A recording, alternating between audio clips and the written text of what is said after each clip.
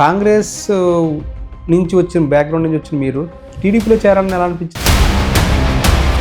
చంద్రబాబు నాయుడు గారిని చూసి నేను ఇన్స్పైర్ అయ్యాను. ఎందుకంటే నేను బాల్యం ఉన్నప్పుడు చంద్రబాబు నాయుడు గారిని ఈనాడు పేపర్లో చూస్తే అదొక పాజిటివ్ వైబ్రేషన్స్. రేప్ కేసు కూడా పెట్టారంట. మీరు ఎవరిని రేప్ చేశారు సార్? అసలు జడ్జి గారు ఎవరిని రేప్ చేశారని అడిగారు. వాస్తవం నేను కూడా అక్కడ ఉండేసరికి నాకు అర్థం కాదు. ఎక్కువ కేసులు పెట్టించుకుంటే అంత పెద్ద పదవి ఇస్తానని. సో అందులో భాగంగానే మీకు విఎంఆర్డే చైర్మన్ పదవి వచ్చింది సార్.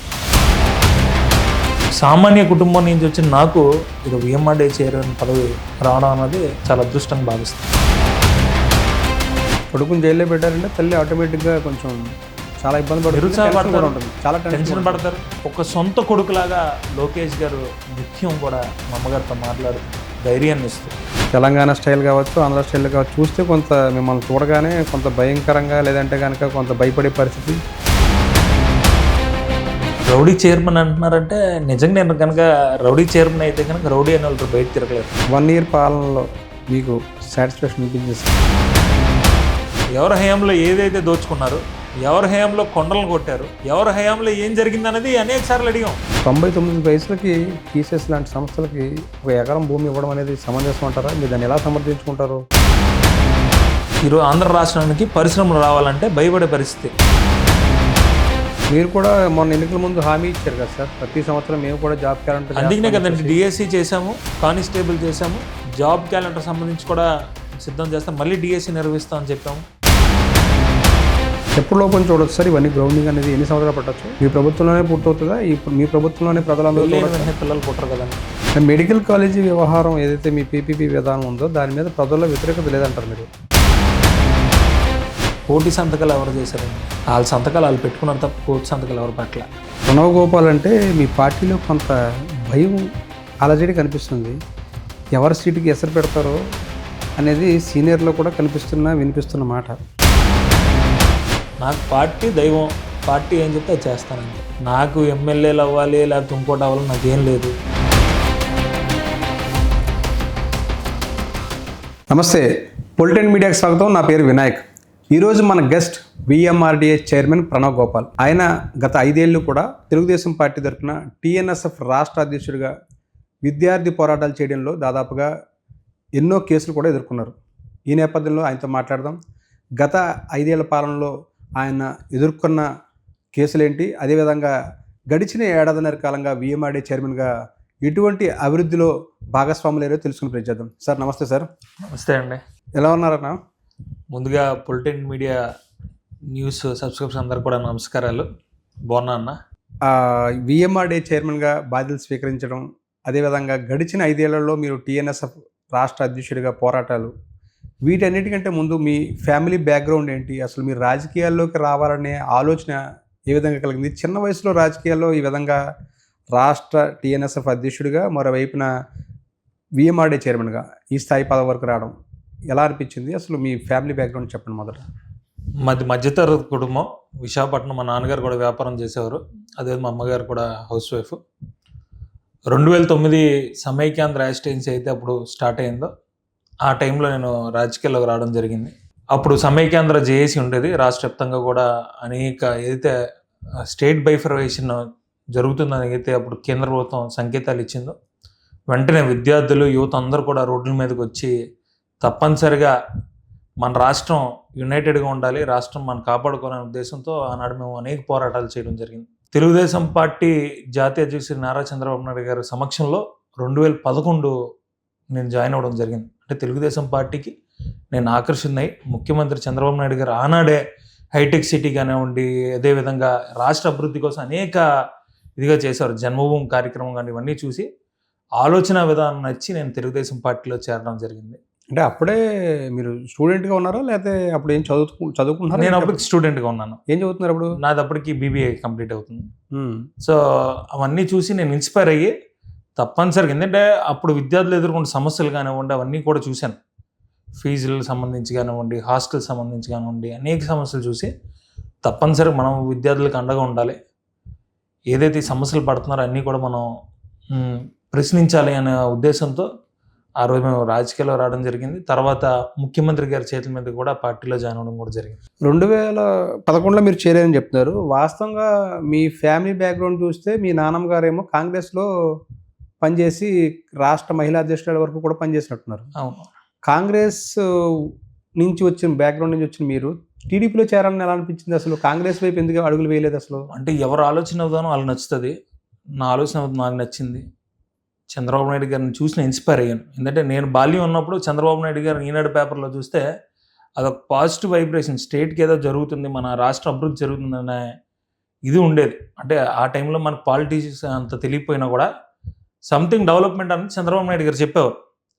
అవన్నీ చూసి అవన్నీ కూడా నాకు బాగా ఇన్స్పైర్ అయ్యి నేను రాజకీయాల్లోకి వద్దామని ఉద్దేశం ఉన్నప్పుడు తప్పనిసరిగా ఒక మంచి అడ్మినిస్ట్రేటర్ పార్టీలో ఉండాలి, తప్పనిసరిగా ప్రజలకు ఉపయోగపడే పార్టీలో ఉండాలి, ప్రజల కష్టాలు ఏవైతే ఉన్నాయో తెలుసుకునే పార్టీలో ఉండాలి అనే ఉద్దేశంతో నేను తెలుగుదేశం పార్టీలోకి రావడం జరిగింది. అంటే మీ కుటుంబ బ్యాక్‌గ్రౌండ్‌లో మీ నాన్నమ్మ గారు ప్రోత్సాహం కానీ లేదంటే ఆ ప్రభావం కానీ ఉందా రాజకీయాల్లో రావాలనే ఆలోచన వచ్చినప్పుడు? రాజకీయాల్లో రావడానికి ప్రోత్సాహం కేవలం మా అమ్మగారిది ఒకటే ఉంది. అంటే నేను చదువుకున్న టైంలో అందరూ కూడా నువ్వు వెళ్ళి ఏదో ఉద్యోగం చేయొచ్చు కదా, ఎందుకు ఈ రాజకీయాలు ఎందుకని 100కు 100% అందరూ కూడా నన్ను ఎప్పుడు చూసినా నిరుత్సాహపరిచారు. మా అమ్మగారు అయితే ప్రొఫెషన్ తప్పనిసరిగా నేను రాజకీయాలను ప్రొఫెషన్ ఎంచుకుంటున్నా, నేను రాజకీయాల్లోకి వెళ్తున్నానంటే మా అమ్మగారు ఒకరు నన్ను సపోర్ట్ చేసి టిల్ ఈరోజు మీ ఇంటర్వ్యూకి వచ్చే ముందు కూడా అన్నీ బాగా ప్రతి ఒక్కటి కూడా నాకు నువ్వు ఈ గతం గుర్తు తెచ్చుకొని ప్రతిదీ కూడా ఇంటర్వ్యూలో చెప్పని కూడా చెప్పారు. సో అంత సపోర్టివ్ మదర్ నాకు దొరకడం నాకు చాలా అదృష్టం. మదర్ ఇన్స్పిరేషన్ అనేది చాలా ఇంపార్టెంట్ ఎవరికైనా సరే. అందులో మీకు బ్యాక్‌బోన్ మీ మదరే అనేది చాలా అంశాలు మీరు చెప్పడమే కాదు, అందరికీ కూడా అంటే ఏ విధంగా సపోర్ట్ చేసేవారు? అంటే రాజకీయాల్లో రావాలంటే సాధారణంగా భయపడతారు ఎవరన్నా. చాలా నెగెటివ్ వైబ్రేషన్స్ ఉంటాయి ఎక్కువగా. అధికారంలో ఉన్నంత సేపు కూడా ఒకలాగా ఉంటుంది, ప్రతిపక్షంలోకి వెళ్తే వేరే రకంగా ఉంటుంది. ఈ సందర్భంలో మీ అమ్మగారు మిమ్మల్ని ప్రతి నిమిషం కూడా ఏదైనా డౌన్ ఫాల్ అయినప్పుడు కానీ, లేదంటే గనక నెగెటివ్ ఆలోచనలు వచ్చినప్పుడు కానీ, దాన్ని పాజిటివ్ వైబ్రేషన్స్ మలచడానికి మీ మదర్ ఏ విధంగా ప్రోత్సహించేవారు అసలు? మా మదర్ నాకు పవర్ బ్యాంక్ లాంటిది. ఏదున్నా కూడా ఎంతటి కష్టం వచ్చినా కూడా గత 5 ఏళ్ల పాలనలో అర్ధరాత్రి 2 గంటలు 3 గంటలు కూడా వెళ్ళి డోర్ కొట్టిన రోజులు ఉన్నాయి పోలీసులు. అంటే నేను అనేక ఉద్యమాలతో బయటకు వెళ్ళేవాడిని. విజయవాడ లాంటి ప్రాంతం, తిరుపతి లాంటి ప్రాంతం, అనేక ప్రాంతాలకు వెళ్ళి ఉద్యమాలు చేసుకునే ఉండేవాడిని. ప్రజా వ్యతిరేక విధానాల మీద మాట్లాడేవాడిని. మా మదర్ ఒకలే, మా ఫాదర్ ఎక్స్పైర్ అయిపోయారు. అర్ధరాత్రి 1 గంట 2, 3 గంటలు కూడా పోలీసులు వెళ్ళి మా అమ్మను వేధించిన రోజులు ఉన్నాయి. ఆమె ఎక్కడ కూడా బెదరలేదు, అదరలే. ఈ రాజకీయాలు వద్దు అని అనుకోలేదు కూడా అప్పుడు కూడా. ఏ సెకండ్ కూడా ఎప్పుడు కూడా రాజకీయాలు వద్దన్నట్టుగా ఆమె ఏ రోజు చెప్పలే. రాజకీయం చేయమని చెప్తుంది. ఎందుకంటే అనేక సార్లు చూసింది ఆమె కూడా ప్రజా వ్యతిరేక విధానాల మీద పోరాటం చేయడం. నిజంగా ఎవరన్నా ఒక సంస్థ నా దగ్గరికి వస్తే కనుక అది పరిష్కారం అయిన తర్వాత ఆనందాన్ని ఆమె లైవ్ చూసింది. కాబట్టి తప్పనిసరిగా మనం ప్రజల మనిషిగా ఉండాలి, ఏదున్నా కూడా ప్రజల పక్షాన ఉండాలనే ఉద్దేశంతో ఎప్పుడు కూడా అహర్నిశలు నాకు చెప్తూనే ఉంటారు. అంటే ఇంకా ఏమేమి మీకు ఇన్స్పైరింగ్గా కలిగించే విషయాలు ఏంటి సార్ మీ మదర్ నుంచి చూసిన తర్వాత? మీరు అంటే జనాల్లో ఉండడం, ప్రజాసేవ చేయడం, ఈ మార్గాన్ని ఎంచుకోవాలని ఆలోచన రావడం, ఇవన్నిటికీ కారణం ఆమె అన్నారు. అంటే ఎటువంటి ఇన్స్పిరేషన్, ఆమె ఏం చెప్పేవారు మీకు అసలు? ఏం చెప్పేవారంటే మా మదర్ ఎప్పుడు కూడా మనం నిజాయితీగా ఉండాలి, నువ్వు ఎంచుకున్న మార్గం నీకు నచ్చిన మార్గంలో నువ్వు వెళ్తున్నావు, నిజాయితీగా ఉండి ప్రజలు సేవ చేసే విధానంలో ఉండాలి తప్ప ఎప్పుడు కూడా చెడ్డ పేరు తెచ్చుకోవద్దు. నువ్వు సమస్య పరిష్కారం చేయలేకపోవచ్చు, చెడ్డ పేరు వచ్చే విధంగా మటుకు ఎప్పుడు చేయొద్దని ఎప్పుడు ఒకటే చెప్తుంది నాకు. ఇది సేవా మార్గం, ఒక సేవా మార్గంలో వెళ్ళు, ప్రజల పక్షాన ఉండనే ఎప్పుడు చెప్తారు. అంటే రాజకీయాలు అంటే ఇప్పుడు యువత వరకు కూడా ఆసక్తి చూపించట్లేదు సార్. ఎందుకంటే రాజకీయాలు అనేవి ఒక విధంగా అసహ్యం కలిగించే విధంగా ఒకళ్ళు విమర్శించుకొని, సద్విమర్శ కాకుండా తప్పుడు మార్గాల్లోనూ దాదాపుగా మనం చెప్తే కనుక నోటి నుంచి ఒక వినలేని మాటలన్నీ కూడా వచ్చే పరిస్థితి ఇప్పుడు వింటున్నాం గత కొన్ని సంవత్సరాలుగా చూస్తే కనుక. ఇటువంటి పరిస్థితుల్లో రాజకీయాలంటే యావగింపుగా ఉన్నాయి ఇప్పుడున్న యువత ఎవరికైనా సరే. దాన్ని రీరేట్ చేసే విధంగా, కరెక్ట్ చేసే విధంగా మీ మదర్ మీకు ప్రతిష్టానం ఏమైనా చెప్తుంటారు సార్? 100% చెప్తుంటారు. రాజకీయాల్లోకి యువత రావాలి అంటే ఈ రాష్ట్రం అభివృద్ధి చెందాలన్నా, మన సమాజం అభివృద్ధి చెందాలన్నా యువత తప్పనిసరి రాజకీయాల్లోకి రావాలి. ఎందుకంటే సమాజంలో జరిగే అవినీతి కానివ్వండి, ప్రజల మీద గత 5 సంవత్సరాలు మీరు చూశారు, ప్రజల మీద దాడి జరిగింది ఆంధ్ర రాష్ట్రంలో. ఎవరు కూడా స్వేచ్ఛగా మాట్లాడిన పరిస్థితి. స్వేచ్ఛగా తిరగలేని పరిస్థితి. గత 5 సంవత్సరాలు కూడా గతంలో నాతో మాట్లాడిన నా స్నేహితులు కానీ మిత్రులు కానీ గత 5 సంవత్సరాలు నాతో మాట్లాడడానికి భయపడేవారు. ప్రణవ్తో మాట్లాడితే ప్రభుత్వం ఏ విధంగా ఇబ్బంది పెడుతుందో, మా వ్యాపారాలు ఏ విధంగా ఇబ్బంది పడతామో అనేక విధాలు భయపడ్డారు. సో నియంత పాలన చూశారు ప్రజలందరూ కూడా. ఇటువంటి నియంత పాలన చూసిన తర్వాత యువత కూడా కాస్త భయపడుతుంది. రాజకీయాల్లోకి వస్తే మా భవిష్యత్తు ఏమవుద్ది, మా మీద అక్రమ కేసులు పెడతారు, అటువంటి భయం అయితే యువత ఉంటుంది. సో ఈరోజు యువత అందరూ కూడా స్వేచ్ఛగా ఉన్నారు, రాజకీయాల్లోకి రావాలి. సమాజం బాగుపడాలంటే యువత తప్పనిసరి రాజకీయాలు రావాల్సిన అవసరం ఉంది. టీఎన్ఎస్ జిల్లా ప్రధాన కార్యదర్శిగాను దేనికోనో పనిచేసి రాష్ట్ర అధ్యక్షుడి వరకు ఎలా ఎదిగారు సార్? అంటే చాలా కీలకం స్టూడెంట్ విభాగం. ప్రతి పార్టీలోనూ కూడా స్టూడెంట్ విభాగం అనేది ఒక ప్రత్యేకత కూడుకుంది. ఉద్యమాలు చేయడంలో ముందుండాల్సిన పరిస్థితి, కేసులు ఎదుర్కోవడంలో ముందుండాల్సిన పరిస్థితి. జిల్లా ప్రధాన కార్యదర్శి నుంచి రాష్ట్ర అధ్యక్షుడిగా ఎదిగిన క్రమం ఎలాంటి సార్ అసలు మీది? నేను 2014లో టీఎన్ఎస్ఎఫ్ జిల్లా ప్రధాన కార్యదర్శిగా పనిచేయడం జరిగింది. అప్పుడు అధికారంలో ఉన్నాం. విద్యార్థులు సమస్యలు తెలుసుకుంటూ యాంటీ ర్యాగింగ్ కార్యక్రమం కానివ్వండి, అదేవిధంగా విద్యార్థులు భవిష్యత్ సంబంధించిన కార్యక్రమాలు కూడా నిర్వహిస్తూ ఉండేవాళ్ళం. దాన్ని మేము అధికార పార్టీలో ఉన్నాం. ఉద్యమాలు చేయాల్సిన అవసరం కూడా లేదు. ఎందుకంటే స్ట్రైట్ అవే విద్యార్థి సమస్యని విద్యాశాఖ మంత్రి గారి దృష్టికి తీసుకెళ్లే యాక్సెస్ మాకు ఉండేది. మేము ఒక వారధిలో ఉండలేం టీఎన్ఎస్ఎఫ్ అన్నది ప్రభుత్వానికి. 2017కి నేను జిల్లా అధ్యక్షుడిగా రావడం జరిగింది. జిల్లా అధ్యక్షుడు చేసిన తర్వాత 2020 ఏదైతే ప్రభుత్వం కోల్పోయిన తర్వాత 2020 నేను రాష్ట్ర అధ్యక్షుడిగా బాధ్యతలు తీసుకోవడం. నాకు ఇన్స్పిరేషన్ యువనేత శ్రీ నారా లోకేష్ గారు. ఎందుకంటే లోకేష్ గారుతో నేను ఫస్ట్ ఇంటరాక్ట్ అయినప్పుడు తప్పనిసరిగా ఆంధ్ర రాష్ట్రంలో విద్యార్థులు ఏ సమస్య ఎదుర్కొన్నా ఆయన ఒక్కటే చెప్పాడండి. ఇప్పుడు కూడా నేను ఆంధ్ర రాష్ట్రంలో విద్యార్థులకు ఒక అన్నగా ఉండాలి, ప్రతి కుటుంబంలో ప్రతి విద్యార్థికి నేను ఒక అన్నగా ఉంటాను, వాళ్ళకి ఏ సమస్య ఉన్నా కూడా నువ్వు తప్పనిసరిగా పరిష్కారం ఏ విధంగా తప్పనిసరిగా చేయమనేవారు లోకేష్ గారు. ఎప్పుడు కూడా ఈరోజు కూడా చూసినా కూడా లోకేష్ గారు ఎక్కువ శాతం విద్యాశాఖ మీద దృష్టి పెట్టడం జరుగుతుంది. విద్యాశాఖలో అనేక రెవల్యూషన్స్ తీసుకొస్తున్నాం. ఎప్పటికప్పుడు మేము యువగలం పాదయాత్రలో తీసుకున్నట్టయితే ఎక్కడికక్కడ హలో లోకేష్ కార్యక్రమం పెట్టి వేలాది మంది విద్యార్థులతో ఆయన మాట్లాడేవారు. సో నేను అటువంటి టీఎన్ఎస్ఎఫ్ విభాగంలో నేను పనిచేయడం కూడా నా అదృష్టంగా భావిస్తాను. ఎందుకంటే నాకు ఫస్ట్ నుంచి కూడా నేను స్టూడెంట్ బ్యాక్గ్రౌండ్ నుంచి వచ్చిన పొలిటికల్ లీడర్. సో ఆ టైంలో ఒక డేరింగ్ డెసిషన్ తీసుకున్నాండి. నాకు కూడా రాష్ట్ర వ్యాప్తంగా కూడా 170 నియోజకవర్గాల్లో కూడా టీఎన్ఎస్ఎఫ్ కమిటీలు ఉండేవి, పార్లమెంటరీ కమిటీలు ఉండేవి. సో వీళ్ళందరితో కూడా ఎప్పటికప్పుడు నిత్యం ఏదో ఒక యాక్టివిటీ ఉండేది. దాదాపు మేము 145 పోరాటాలు చేసాం గత ప్రభుత్వంలో. సో అనేక కార్యక్రమాలు చేయడం కూడా జరిగింది. స్వయంగా నన్ను అరెస్ట్ చేయడం కూడా జరిగింది.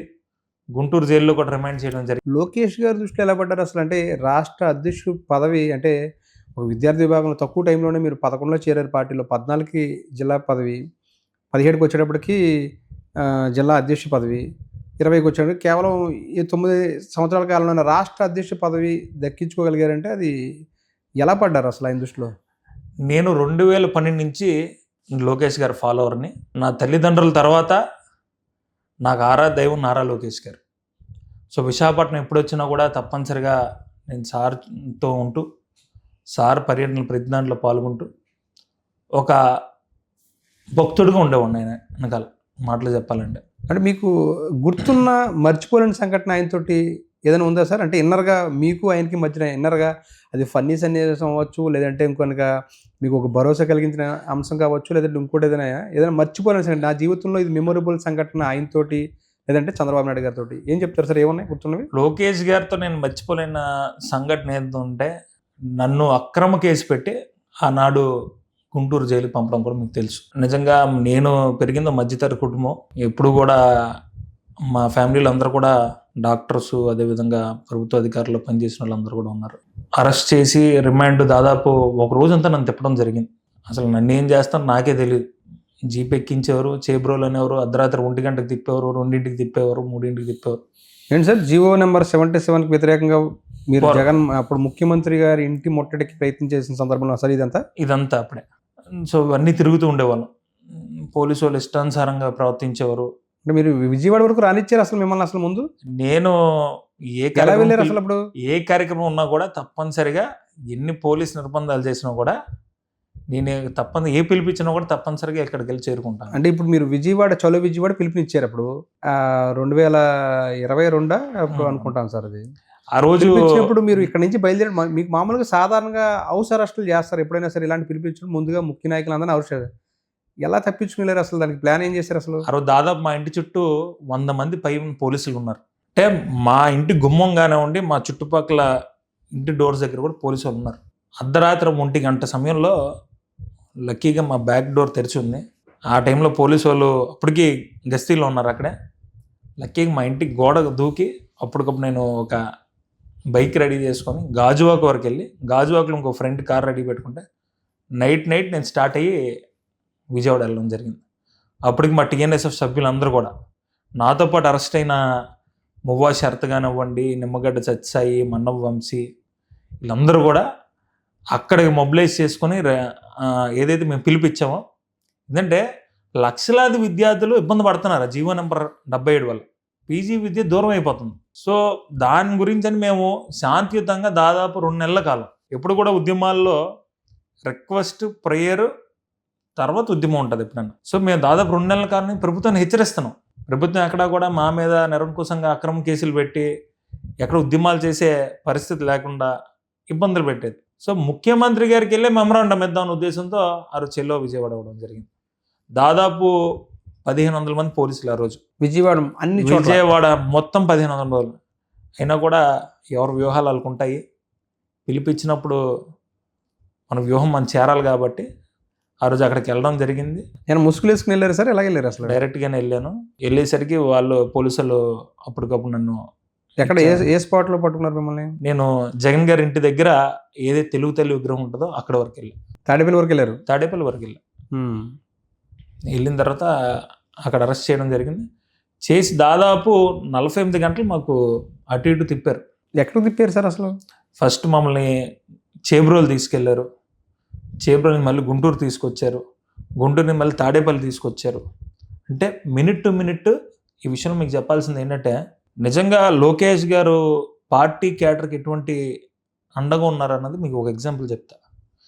మేము ఓ పక్క లీగల్ సెల్తో ఆయన మాట్లాడుతూ, ఓ పక్క మేము వెళ్ళే ప్రతి చోట కూడా జిల్లా నాయకత్వంతో కూడా లోకేష్ గారు ఎప్పటికప్పుడు పిన్ టు పిన్ మాట్లాడుతూ తప్పనిసరిగా లీగల్ టీంని కూడా ఎప్పటికప్పుడు పంపించేవారు మాకు. సో మేము ఆ సమయంలో ఇబ్బంది పడకుండా, మీకు ఎగ్జాంపుల్ నన్ను మెమరబుల్ అడిగారు కదా మీరు, మా అమ్మగారు చెప్పాను మీకు ఆల్రెడీ, ఒక్కలో ఉంటారు ఇంట్లోని, అరెస్ట్ మా కుటుంబ నేపథ్యం అంతా కూడా చెప్పాను అందరూ.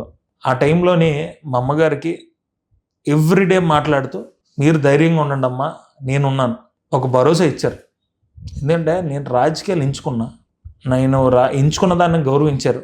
ఆమె ఎంతన్నా ఒక తల్లి ఇబ్బంది పడితే చాలా బాధ కదండి. కొడుకుని జైల్లో పెట్టారంటే తల్లి ఆటోమేటిక్గా కొంచెం చాలా ఇబ్బంది పడుతుంది, చాలా టెన్షన్ పడతారు. ఆ టైంలో ఒక సొంత కొడుకులాగా లోకేష్ గారు నిత్యం కూడా మా అమ్మగారితో మాట్లాడుతూ ధైర్యాన్ని ఇస్తూ, స్వయంగా నారా లోకేష్ గారు నేను బెయిల్ మీద విడుదలైన రోజు ఆ రోజు జైలు దగ్గర రావడం జరిగింది. ఏముందండి, ఈరోజు అనుకుంటే విడుదలైన తర్వాత ఎవరన్నా వెళ్ళొచ్చు, ఇళ్ళ నాయకుడిని వెళ్ళి కలుస్తారు, మీరు వెళ్ళి కలవాలి. యాక్చువల్గా అయితే ఆయన జైలు వరకు రావాల్సిన అవసరం లేదు. కానీ లోకేష్ గారు ఒక ఎగ్జాంపుల్ చెప్తున్నా, అంటే కార్యకర్త కష్టంలో ఉన్నారంటే తప్పనిసరిగా నేనున్నాను అనే వ్యక్తి నారా లోకేష్ గారు. So memorable. ఎందుకంటే మా తల్లికి ధైర్యం ఇచ్చి మా మదర్కి అటు కష్టకాలంలో అండగా నిలిచింది రోజు పార్టీ. ఫోన్ చేసిన తర్వాత అంటే మీరు దాదాపుగా 48 గంటల పాటు తిప్పానని చెప్పారు. బెయిల్ వెంటనే దొరకలేదు కదా సార్? దొరకలేదండి. మీకు అదే ఇప్పుడు మొత్తం దాదాపు 17 కేసులు ఎన్నో మీ మీద పెట్టినట్టున్నారు, క్రిమినల్ కేసులు. ఆ సమయాల్లో మొత్తం మీద ఒక 5-6 ఏళ్ళలో రేప్ కేసు కూడా పెట్టారంట. మీరు ఎవరిని రేప్ చేశారు సార్ అసలు? ఆ రేప్ కేసు పెట్టడం ఏంటంటే, నేను జగన్మోహన్ రెడ్డికి ఏదైతే ఆ రోజు రిప్రజెంటేషన్ ఇవ్వడానికి వెళ్ళానో, ఇచ్చిన తర్వాత మమ్మల్ని రిమాండ్కి చేయడం జరిగింది. ఆ రోజు ఆ ఎఫ్ఐఆర్లోని ఒక రేప్ సంబంధించిన సెక్షన్ యాడ్ చేశారు. మేము కోర్టుకి వెళ్ళిన తర్వాత, కోర్టు ప్రవేశపెట్టిన తర్వాత జడ్జి దగ్గరికి పోలీసులు తీసుకెళ్ళి ఒక ఎఫ్ఐఆర్ కాపీని ఇవ్వడం జరిగింది. జడ్జి గారు ఎవరిని రేప్ చేశారని అడిగారు. వాస్తవం నేను కూడా అక్కడ ఉండేసరికి నాకు అర్థం కాలే, ఇదేంటి రేప్ కేసు పెట్టారు, రేప్ కేసు ఏంటి, నేను వెళ్ళింది రిప్రజెంటేషన్ ఇవ్వడానికి వెళ్ళా, రేప్ కేసు సంబంధించింది పెట్టడం ఏంటి అని.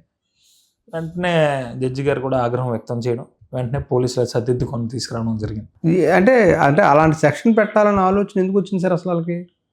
అంటే ఇది పొరపాటు జరిగిందా, లేదంటే ఉద్దేశపూర్వకంగా కేసులో స్ట్రాంగ్గా ఇరికించాలని ఉద్దేశంతో పెట్టింది అది? అంటే ఉద్దేశపూర్వకం అంటే ఆ రోజు ఉత్తరాంధ్ర ప్రాంతంలో కానివ్వండి, మా నాయకుల్లో బలమైన నాయకులు ఎవరైతే ఈ గత ప్రభుత్వాన్ని ప్రశ్నిస్తున్నారో వారి నిరంకుశ విధానాల మీద కానివ్వండి, తప్పనిసరిగా ప్రతి ఒక్కరి మీద కేసులు ఉండేవి. ఎప్పుడు కూడా గతంలో మనం తీసుకున్నట్టయితే పొలిటికల్ హిస్టరీలో ఏ రాజకీయ నాయకుడు కూడా వెంటనే, ఏ రాజకీయ అధికార పార్టీలు ఏ పార్టీలను కూడా వెంటనే కేసులు పెట్టించే ధోరణి ఎప్పుడూ లేదు. మేమున్నాం, మా పాలన దాదాపు 2 సంవత్సరాలు పూర్తవుతుంది, మేము ఎంతవరకు ఎక్కడ కూడా కేసులు పెట్టలేదే. మీరు కూడా రెడ్ బుక్ తెరిచారు కదా సార్? మేము రెడ్ బుక్ తెరిచి దాదాపుగా ఎవరైతే యాక్టివ్గా ఉన్నారో వాళ్ళందరి మీద కేసులు పెడుతున్నారు అనేది వాళ్ళు ఆరోపిస్తున్నారు కదా. అంటే ఒక మాట చెప్తున్నాను మీకు, రెడ్ బుక్ అని అంటున్నారు కదా. నారా లోకేష్ గారు ప్రతి పాదయాత్రలో ఎవరైతే అధికారులు తప్పుడు విధానాలు అమలు చేశారో గత 5 ఏళ్ల పాలనలో వాళ్ళ మీద చట్టపరమైన చర్యలు తీసుకుంటూ ఉన్నారు. సార్ ఇంతవరకు ఎంతమంది మీద తీసుకున్నారు సార్ మరి అసలు? ఇంతవరకు నాకు తెలిసి ఆంధ్ర రాష్ట్రంలో రెడ్ బుక్ ఇంకా అమలు కాలే. ప్రజా బుక్లో ఉన్నాం. ప్రజల సమస్యలు ఏవైతే ఉన్నాయో గత 5 ఏళ్ల పాలనలో ఏదైతే ఇబ్బందులు పడ్డారో వాళ్ళని తప్పనిసరిగా ప్రజల సమస్యలు లేకుండా ప్రజాప్రభుత్వంగా ఉండే విధానంగా ఈరోజు మేము పనిచేయడం జరుగుతుంది. అంటే మీ మీద ఎక్కువ కేసులు పెట్టినందువల్ల, అంటే ఇప్పుడు ఒక వ్యాఖ్యలు అయితే కార్యకర్తలకు భరోసా ఇవ్వడం కోసం లోకేష్ గారు చేశారు. ఎవరు ఎక్కువ కేసులు పెట్టించుకుంటే అంత పెద్ద పదవి ఇస్తాననేవారు. సో అందులో భాగంగానే మీకు విఎంఆర్డే చైర్మన్ పదవి వచ్చింది సార్. అందులో భాగంగానే మీరు ఎందుకు అనుకోవాలి? అంటే మీ లోకేష్ గారే కదా స్వయంగా చెప్పింది, ఎక్కువ కేసులు పెట్టించుకుంటే పెద్ద పదవి ఇస్తాను, మీరు ఎవరో డీలా పడద్దు, ఎక్కువ కేసులు మీరు పెట్టించుకునే టైప్లో ఆయన చెప్పిన వ్యాఖ్యలు కూడా ఉన్నాయి కదా. వ్యాఖ్యలు ఉన్నాయని మీరు ఎందుకు అనుకోవాలి? ఓపెన్గా చెప్పింది ఆయన అందరికీ. ఆ రోజు ఆయన ఏమన్నారు అంటే క్యాడరు భయపడే పరిస్థితి. అంటే మీ మీద కేసు పెడుతున్నారంటే మీరు ఇంటర్వ్యూ చేస్తారండి నన్ను. ఆ రోజు క్యాడర్ భయపడే పరిస్థితి, మాట్లాడలేని పరిస్థితి. ఓ మనోధైర్యాన్ని ఇవ్వాలి, తప్పనిసరిగా ప్రజా వ్యతిరేక విధానం పోరాటం చేయాలనే ఉద్దేశంతో ఆ క్యాడర్కి ఒక భరోసా ఇచ్చారు అంతే. అంతేగాని కేసులు పెట్టుకోమని కావాలని అయితే కాదు. ఈరోజు నాకు దృష్టిలో మీరు అన్నారు కదా కేసులు పెడితే వచ్చిందని, నా కేసులు పెడితే రాలేదండి. ఇప్పుడు తెలుగుదేశం పార్టీ యువ నాయకత్వాన్ని తప్పనిసరిగా మనం ప్రోత్సహించాలి. సామాన్య కుటుంబం నుంచి వచ్చిన నాకు ఈరోజు విఎంఆర్డే చైర్మన్ పదవి రావడం అన్నది చాలా అదృష్టంగా భావిస్తాను. ఎందుకంటే సామాన్యులు ఈరోజు తెలుగుదేశం పార్టీలో ఎమ్మెల్యేలు ఎంపీలు కూడా అయ్యారు. గుండు శంకర్ గారిని తీసుకోండి, ఈరోజు శ్రీకాకుళంలో సామాన్య మధ్యతర కుటుంబం నుంచి వచ్చాయన ఈరోజు ఎమ్మెల్యే. కలిశెట్టి అప్పలనాయుడు గారిని తీసుకుంటే ఇదే ఉత్తరాంధ్ర ప్రాంతంలో ఓ మధ్యతరగతి కుటుంబం, ఆయన ఈరోజు ఎంపీ. సో యువ నాయకత్వాన్ని అంతా కూడా ఈరోజు ప్రోత్సహిస్తుంది తెలుగుదేశం పార్టీ. గత 5 సంవత్సరాలు కానివ్వండి, నేను పనిచేసిన తీరు నచ్చుండొచ్చు, ఆ ముందు నేను పనిచేసిన తీరు నచ్చుండొచ్చు. నేను వ్యవస్థకు పనిచేశాను కాబట్టి వ్యవస్థ నాకు ఈరోజు గుర్తించి ఈ బాధ్యతలు ఇవ్వడం జరిగింది. అంటే విఎంఆర్డే చైర్మన్ అనేది చాలా ప్రతిష్టాత్మకం సార్. ఎందుకంటే ఉత్తరాంధ్రలో ఉన్న ఈ 6 జిల్లాలు ప్లస్ ఉమ్మడి తూర్పుగోదావరి జిల్లాలో ఉన్న ఒక జిల్లా కలిపి మొత్తం దగ్గర 7-8 జిల్లాలు ఉన్న పరిధిది. చాలా మంది పోటీ పడతారు, సీనియర్ మంత్రులు, మాజీ మంత్రులు, లేదంటే ఎమ్మెల్యేలు చాలా మంది పోటీ పడే పరిస్థితి ఉంటుంది దీంట్లో. సో అందరినీ కాదని మిమ్మల్ని ఎంచుకోవడానికి కారణం ఏంటి? ఆ ప్రత్యేకత మీలో ఏం కనిపించింది వాళ్ళకి? డెడికేషన్ ఆఫ్ వర్క్ నేను నమ్ముకుంటాను. వ్యవస్థకు మనం పనిచేస్తే వ్యవస్థ ఎప్పటికైనా గుర్తిస్తా ఉండడానికి నాది ఒక ఉదాహరణ, నా నియామకం ఒక ఉదాహరణ. టోటల్ ఇది 18 నియోజకవర్గాలకు సంబంధించినటువంటి పరిధి ఇప్పుడు ఇది విఎంఆర్డే. ఈరోజు విఎంఆర్డే పరిధిలో అభివృద్ధి జరుగుతుందన్న ఏదన్నా కూడా స్థానిక ఎంపీలు, ఎమ్మెల్యేలు, ఎమ్మెల్సీల సహకారంతో ఈరోజు నేను అభివృద్ధి అయితే చేయడం జరుగుతుంది. నాకు వచ్చింది అంటే యువతకి తప్పనిసరిగా ప్రయారిటీ ఉంది. యువతకి ఈరోజు పార్టీ ప్లాట్ఫామ్ ఇస్తానన్న నాది ఒక ఉదాహరణ. ఈరోజు విఎంఆర్డే పరిధిలో కూడా అనేక అభివృద్ధి కార్యక్రమాలు అయితే చేయడం జరుగుతుంది. ఏంటి మీరేమో గుబురు గడ్డం, చూస్తేనేమో కొంచెం పెద్ద బొట్టు, తెలంగాణ స్టైల్ కావచ్చు, ఆంధ్ర స్టైల్ కావచ్చు, చూస్తే కొంత మిమ్మల్ని చూడగానే కొంత భయంకరంగా, లేదంటే కనుక కొంత భయపడే పరిస్థితి. మిమ్మల్ని అందరూ ఏమో రౌడీ చైర్మన్ అంటున్నారు. రౌడీ చైర్మన్ అంటున్నారంటే నిజంగా నేను కనుక రౌడీ చైర్మన్ అయితే కనుక రౌడీ అనే వాళ్ళు బయట తిరగలేరు, రోడ్ల మీద కూడా తిరగలేరు. నేను ప్రజల కోసం పనిచేస్తున్నా. అంటే లుక్ వరకు అలాగా భారీ ఆకారంతో ఉన్నారనా, లేకపోతే ఏంటి సార్ అసలు? ఎందుకంటే మొదటి నుంచి కూడా మిమ్మల్ని చూస్తే కొంత అగ్రెసివ్ అనే టైప్లోనే అందరూ భావిస్తారు మీ పార్టీలో సైతం. అగ్రెసివ్ నేచర్ అని కాదండి, ముందు నుంచి కూడా నేను విశాఖపట్నంలో అధిక శాతం యువతతో తిరుగుతూ ఉంటాను. అనేక మంది విశాఖపట్నం ప్రాంతంలో యువత అందరూ కూడా నా బలం. ఎప్పుడు కూడా ఏ కార్యక్రమం పిలిపించినా కూడా వేలాది మంది కూడా వస్తూ ఉంటారు.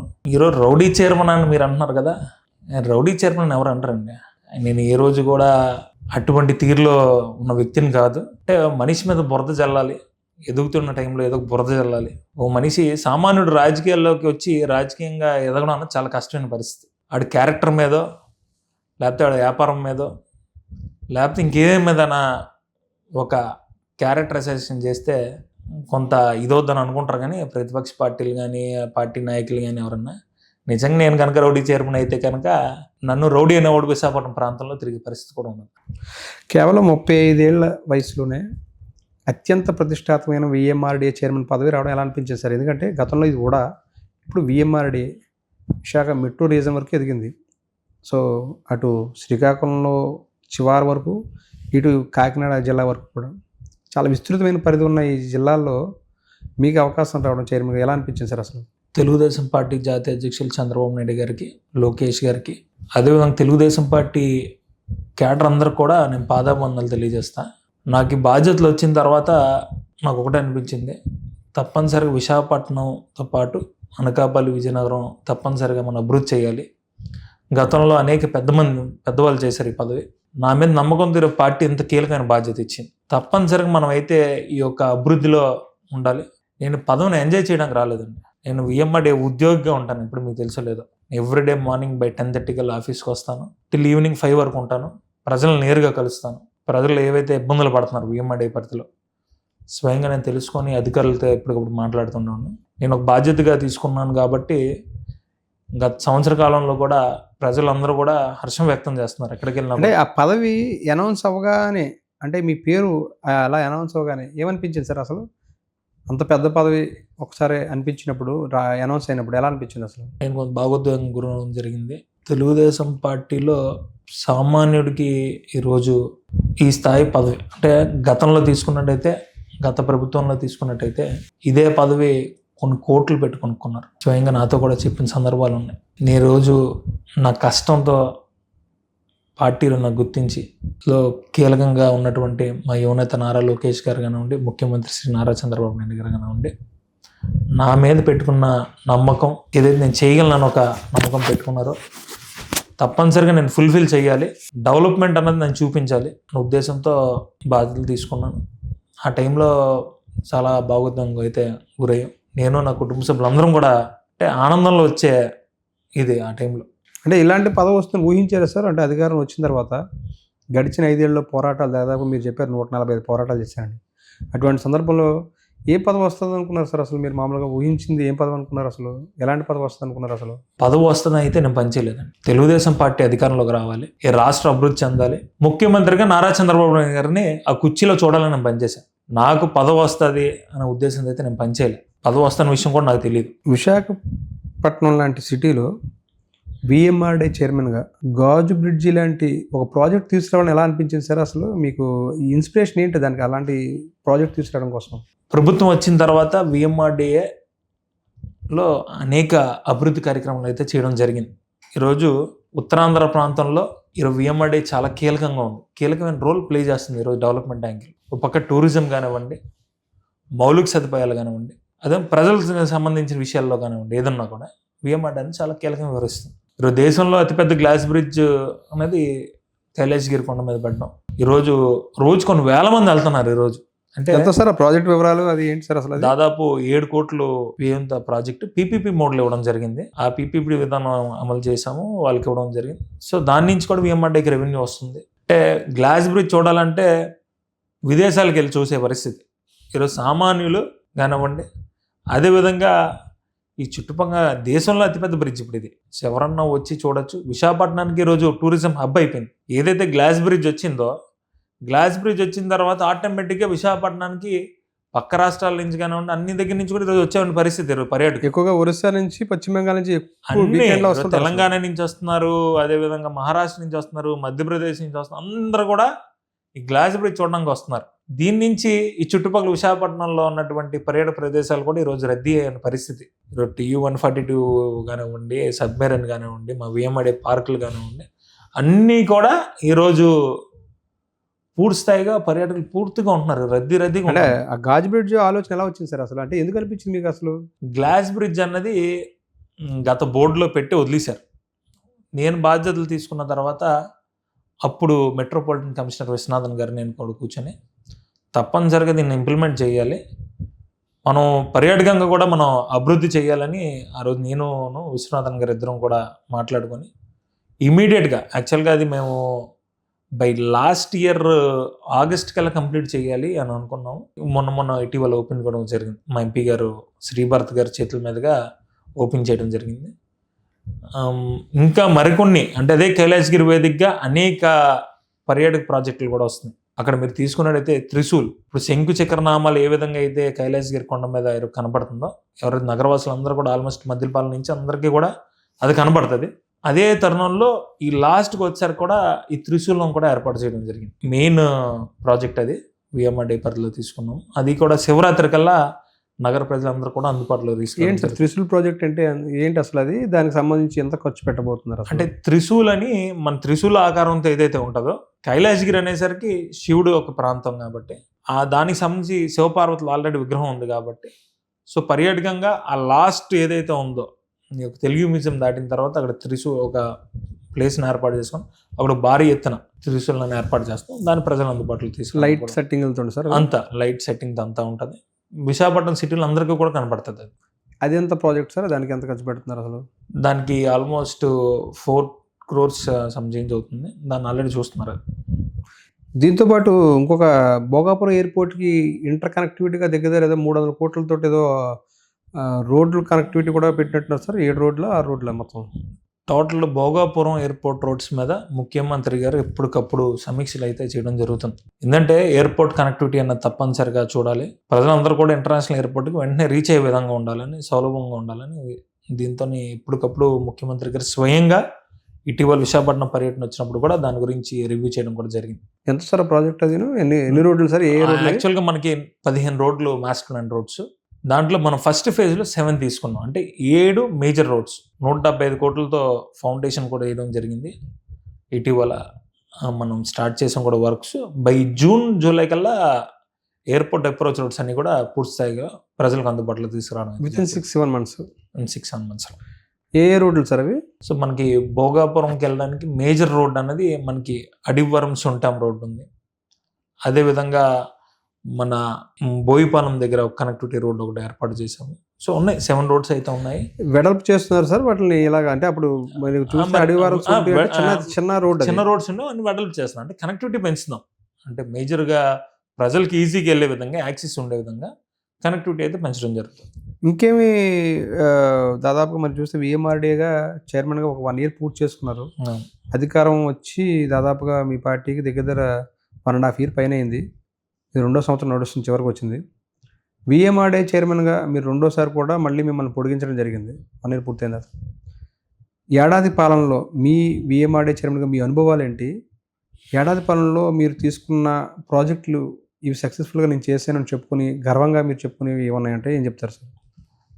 ఈరోజు విఎంఆర్డీ చైర్మన్గా బాధ్యతలు తీసుకున్న తర్వాత తప్పనిసరిగా నేను ప్రూవ్ చేసుకున్న దీంతో 1 year అయితే నేను పనిచేయడం జరిగింది. ఎందుకంటే నాకు ఇది ఒక అవకాశం వచ్చింది, ప్రజలకు సేవ చేసే అవకాశం వచ్చింది, నేను కూడా ప్రూవ్ చేసుకున్న అవకాశం నాకు వచ్చింది. కాబట్టి తప్పనిసరి విఎంఆర్డీ పరిధిలో మేజర్ డెవలప్మెంట్స్ అయితే చేయడం జరిగింది. ఇంతవరకు కూడా ఏ చైర్మన్ కూడా ఈ విఎంఆర్డీలో ఇంతవరకు ప్రజా దర్బార్ ఎప్పుడు కూడా నిర్వహించలే. మొట్టమొదటిసారిగా నేను బాధ్యతలు తీసుకున్న తర్వాత ప్రతి సోమవారం కూడా ఉదయం 10 గంటల నుంచి 1 గంట వరకు నేరుగా ప్రజలు కలిసి ప్రజల వింతలు తీసుకోవడం అన్నది గొప్ప విషయం కాదు. వింతలు తీసుకున్నది దాని ప్రోయాక్టివ్గా మళ్ళీ వాళ్ళకి రిప్లై ఇవ్వాలి. సో ఆ సిస్టమ్ నేను డెవలప్ చేయడం, ఇక్కడ నాకు అధికారులు కూడా సహకరించడం, ఎవ్రీ మండే కూడా మేము రివ్యూ చేసుకుంటాము. పాస్ట్ వచ్చిన గ్రీవెన్స్ ఏవైతే ఉన్నాయో ఎంతవరకు అవి మనం సాల్వ్ చేసాం, ఎందుకు సాల్వ్ చేయలేకపోయింది కూడా వాళ్ళకి తెలిపే విధంగా కూడా వాళ్ళకి రిప్లై కూడా ఇవ్వడం. సో ఎప్పటికప్పుడు ట్రాక్ చేసుకోవడం, పెట్టుకోవడం. సో ఒక సిస్టమ్ డెవలప్ చేయడంలో నేను సక్సెస్ అయ్యాను అనుకుంటా. అనేక మంది ఇబ్బంది పడుతుండేవారు. నేను విఎంఆర్డీ చైర్మన్గా బాధ్యతలు తీసుకోకముందు సామాన్యుడిగా నేను తిరిగినప్పుడు వెళ్తున్నాం ఆఫీస్కి, చెప్పులు ఎరిగిపోతున్నాయి, పని అవ్వట్లేదు అనే ఇది నేను వినేవాడిని. సో నాకు కూడా కొన్ని అనుభవాలు, కొన్ని విశాఖపట్నం ప్రాంతంలో పుట్టే పెరిగే, కొంత ఉడా మీద అప్పుడు నాకు కొంత అవగాహన ఉంది, విఎంఆర్డీగా అయిన తర్వాత కొంత అవగాహన ఉంది. ఇవన్నీ తీసుకొని నేను ఆ నిర్ణయం తీసుకోను. దానిలో కూడా నారా లోకేష్ గారు నాకు స్ఫూర్తి. ఎందుకంటే లోకేష్ గారు ఈరోజు ప్రజా దర్బారు పెట్టి రోజుకి కొన్ని వేల మందిని కలుస్తూ వాళ్ళ సమస్యలు తెలుసుకుంటూ మళ్ళీ వాళ్ళకి తప్పనిసరిగా సమాచారం ఇస్తూ తప్పనిసరిగా గ్రీవెన్స్ సెల్ అన్నది లోకేష్ గారి దగ్గర నుంచి ఒక మెయిన్ ఐడియాలజీ నేను ఇక్కడ ఇంప్లిమెంట్ చేయడం జరిగింది. ఒక ఆర్గనైజ్డ్గా, ఎందుకంటే ఇప్పుడు విఎంఆర్డీ అంటేనే అవినీతితో కూరుకుపోయిన సంస్థ అనేది ప్రజల్లో బాగా నానుడు ఉంది. ఏ ఆఫీస్లోని ఏ సెక్షన్కి వెళ్ళినా డబ్బులు లేనిదే పని అవ్వదు, లంచం ఇవ్వదే పని అవ్వదు, ఫైల్ కదలదు, కనీసం మా విజ్ఞప్తులు ఎవరు పట్టించుకోరు అనే ఒక ఫీలింగ్, స్ట్రాంగ్ ఫీలింగ్ ఉంది ప్రజల్లోనండి, విశాఖపట్నం రీజియన్లో ఉన్న వాళ్ళందరికీ. దాన్ని రూపుమాపడం కోసం ఈ ప్రజా దర్బార్ నిర్వహించడం వల్ల వచ్చిన ఫలితాలు ఏమైనా కనిపిస్తున్నాయి సార్ మీకు? 100%. ఏంటంటే నేరుగా ఈరోజు వస్తున్నారు నా దగ్గరికి, ఎల్ఆర్ఎస్ కానివ్వండి, లేకపోతే అలా సైడ్ సంబంధించిన విషయాలు కానివ్వండి, ఏదున్నా కూడా నేరుగా వస్తున్నారు, నేరుగా నాకే చేస్తున్నారు, వినిపిస్తున్నారు, నేను అధికారులతో మాట్లాడుతున్నాను. ఒక ట్రాన్స్పరెంట్ విధానం ఈరోజు విఎంఆర్డీలో ఉంది. పూర్తిగా ట్రాన్స్పరెన్సీకి ఈరోజు చేస్తున్నాం. అందరూ కూడా, పబ్లిక్ కూడా చాలా హ్యాపీగా ఉన్నారు. మీకు ఎగ్జాంపుల్ చెప్తా. గత పాలనలో విశాఖపట్నం మాస్టర్ ప్లాన్ మీకు గుర్తుందో లేదో, మీరు కూడా అప్పుడు విశాఖపట్నంలో ప్రముఖ విలేకరే, అనేక తప్పిదాలు జరిగాయి పాత మాస్టర్ ప్లాన్లో. ఎవరన్నా కనుక వాళ్ళ సైట్లు అమ్మకపోతే వాళ్ళ సైట్లో నుంచి రోడ్లు తీసుకెళ్లేవారు, అదేవిధంగా వాటర్ బాడీస్లో పెట్టేవారు. అనేక ఇబ్బంది పడిన తర్వాత మా స్థానిక శాసనసభ్యులు, గౌరవ శాసనసభ్యులు అందరూ సహకారంతో ముఖ్యమంత్రి గారి దృష్టికి తీసుకెళ్ళిన తర్వాత దాన్ని మళ్ళీ రివిజన్కి ఇవ్వడం జరిగింది. రివిజన్కి ఇచ్చిన తర్వాత మేము మాస్టర్ ప్లాన్ మీద దాదాపు ప్రతి నియోజకవర్గంలో కూడా 3 రోజులు ఎందుకంటే గ్రీవెన్స్ చాలా ఎక్కువ వచ్చింది నాకు. గ్రీవెన్స్లో నేను పాల్గొన్నప్పుడల్లా ఈ మాస్టర్ ప్లాన్ సంబంధించి అనేక ఇబ్బందులు పడుతున్నారు. సో దాన్ని మనం ముఖ్యమంత్రి గారి దృష్టి తీసుకెళ్ళడం, సార్ కూడా సానుకూలంగా స్పందించడం, తప్పనిసరిగా ప్రజాపరంగా ఉండాలి మాస్టర్ ప్లాను, విశాఖ అభివృద్ధిగా ఉండాలి మాస్టర్ ప్లాన్ అని సార్ సూచించడం. సో ఇవన్నీ కూడా తీసుకొని మళ్ళీ మేము మాస్టర్ ప్లాన్ మీద వర్క్ చేయడం. ఈరోజు ప్రజాపరంగా విశాఖపట్నం మాస్టర్ ప్లాన్ ఉండిపోతుంది. గత పాలనలో ఏదైతే కక్ష సాధింపుతో అనేక ఇబ్బందులు పెట్టారు, రాబందుల్లో పడిపోయారు. గత పాలనలో విశాఖపట్నం ప్రాంతంలో ల్యాండ్స్ మీద రాబందుల్లో పడ్డారు. సో ఇవన్నీ కూడా దృష్టిలో పెట్టుకొని, గతంలో ఈ ల్యాండ్స్ మీద నేను కూడా పోరాటాలు చేసిన వ్యక్తిని, దోచుకుంటున్నారని, ఉత్తరాంధ్ర సంపద దోచుకుంటున్నారన్న ఉద్దేశంతో నేను పోరాటం చేసిన వ్యక్తిని. ఇవన్నీ కూడా నేను దృష్టిలో పెట్టుకొని మాస్టర్ ప్లాన్ అనేది మేము ట్రాన్స్పరెంట్గా చేయడం జరుగుతుంది. మాస్టర్ ప్లాన్ కూడా మనకి ప్రజా దర్బార్ నుంచే వచ్చిన వెంటల నుంచే మనం తీసుకున్నాం ఈ ఒక నిర్ణయం. దాదాపు 4 రోజులు ఇదే ఆఫీసులో ఎవరు వచ్చినా కూడా విత్ మ్యాప్ వేసి చూపించాము. ప్రజలందరూ కూడా హర్షించారు.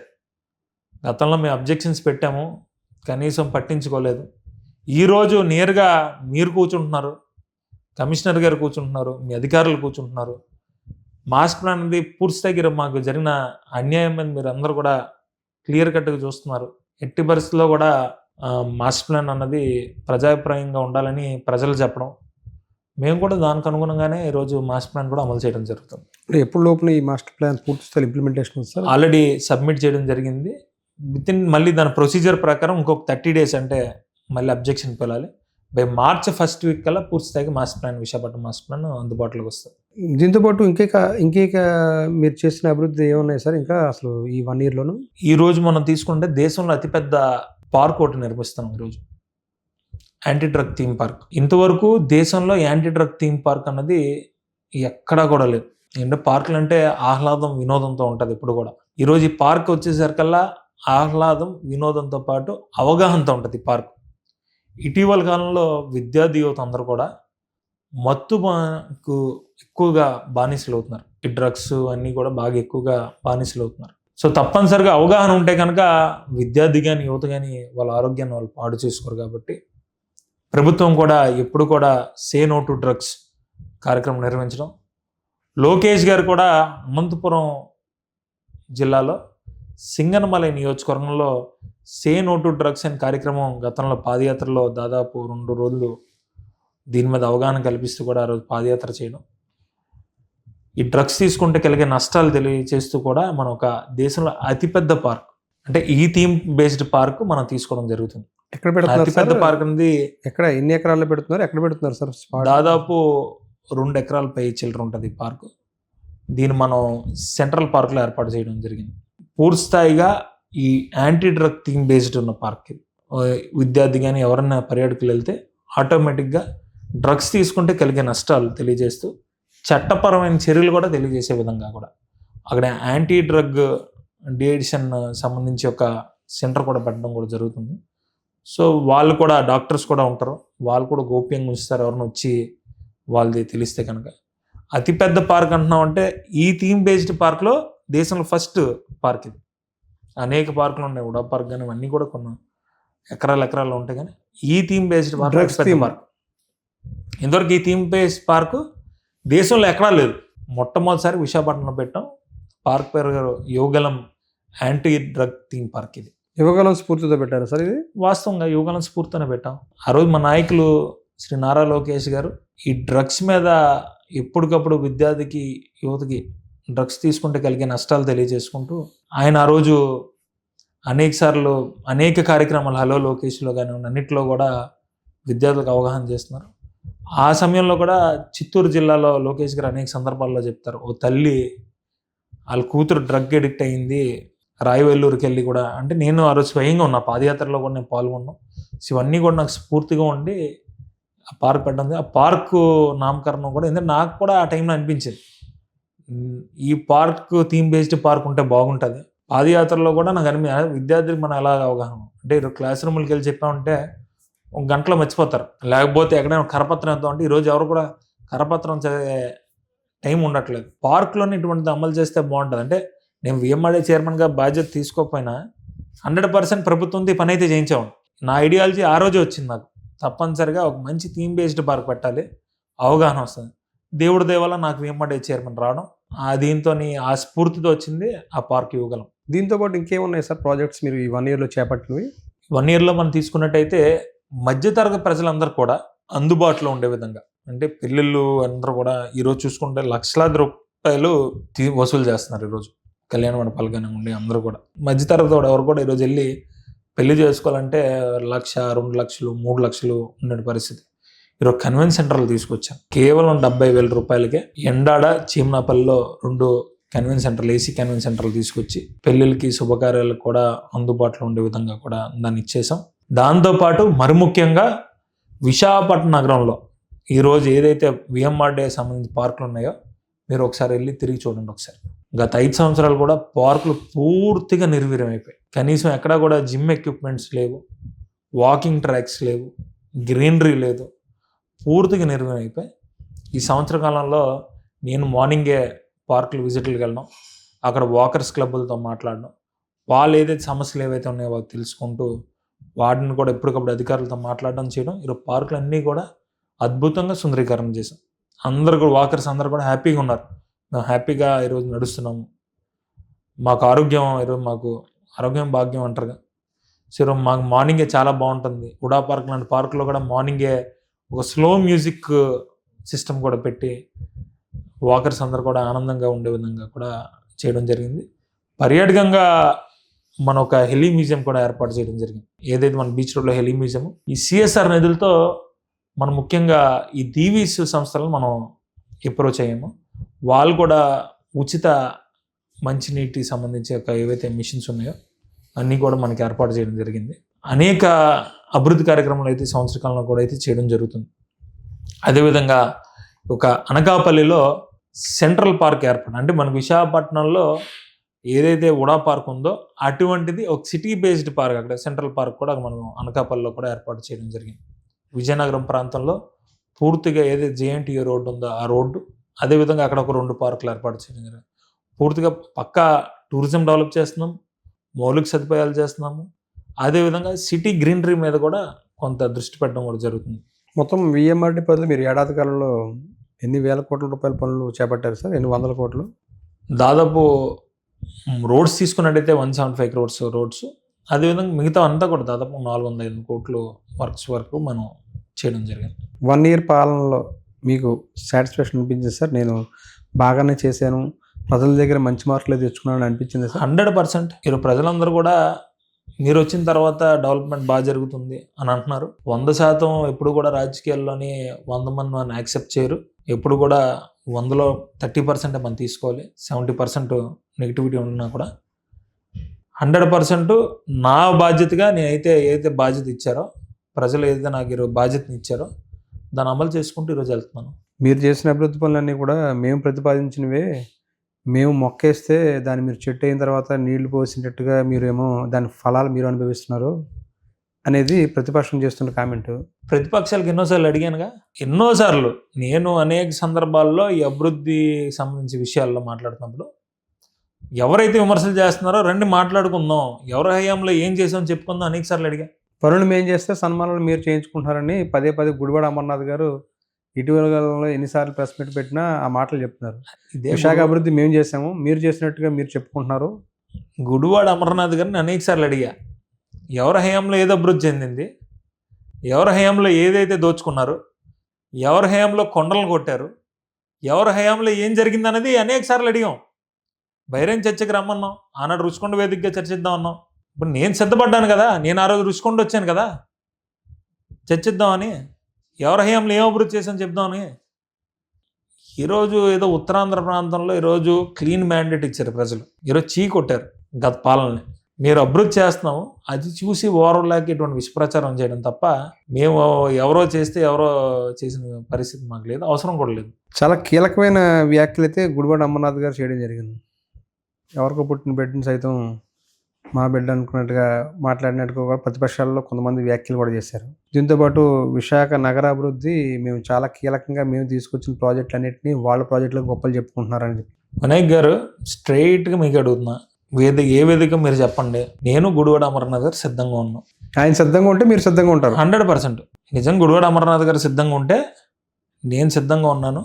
విశాఖపట్నం ఏం అభివృద్ధి చేసాం, మేము బాధ్యతలు తీసుకున్నది మేము చేసిన అభివృద్ధి మీద చర్చించడానికి మేము సిద్ధంగా ఉన్నాం. ఇది ఓపెన్ ఛాలెంజ్. మీరు వీలైతే వెళ్ళి ఒకసారి మాట్లాడిన అమర్ గారితో. ఇది ఓపెన్ ఛాలెంజ్ మీది. Open challenge. నేను సిద్ధంగా ఉన్నా, నేను చేసిన పనులు నాకు తెలుసు. మా ప్రభుత్వం ఇటువంటి సంక్షేమ కార్యక్రమాలు చేసింది, అభివృద్ధి కార్యక్రమాలు చేసింది, ప్రజలకి ప్రజాపరంగా ఏదైతే కార్యక్రమం చేసింది దాని మీద చర్చించడానికి నేను సిద్ధంగా ఉన్నా. దానికి కూడా సిద్ధంగా ఉన్నాను సార్, మేము కూడా ప్రయత్నం చేస్తాం ఆయనతో మాట్లాడించేది. దీంతోపాటు మీరు ఇందాక ఒక గ్రీవెన్స్ దాని గురించి చెప్పారు, ప్రజా దర్బార్ అనేది.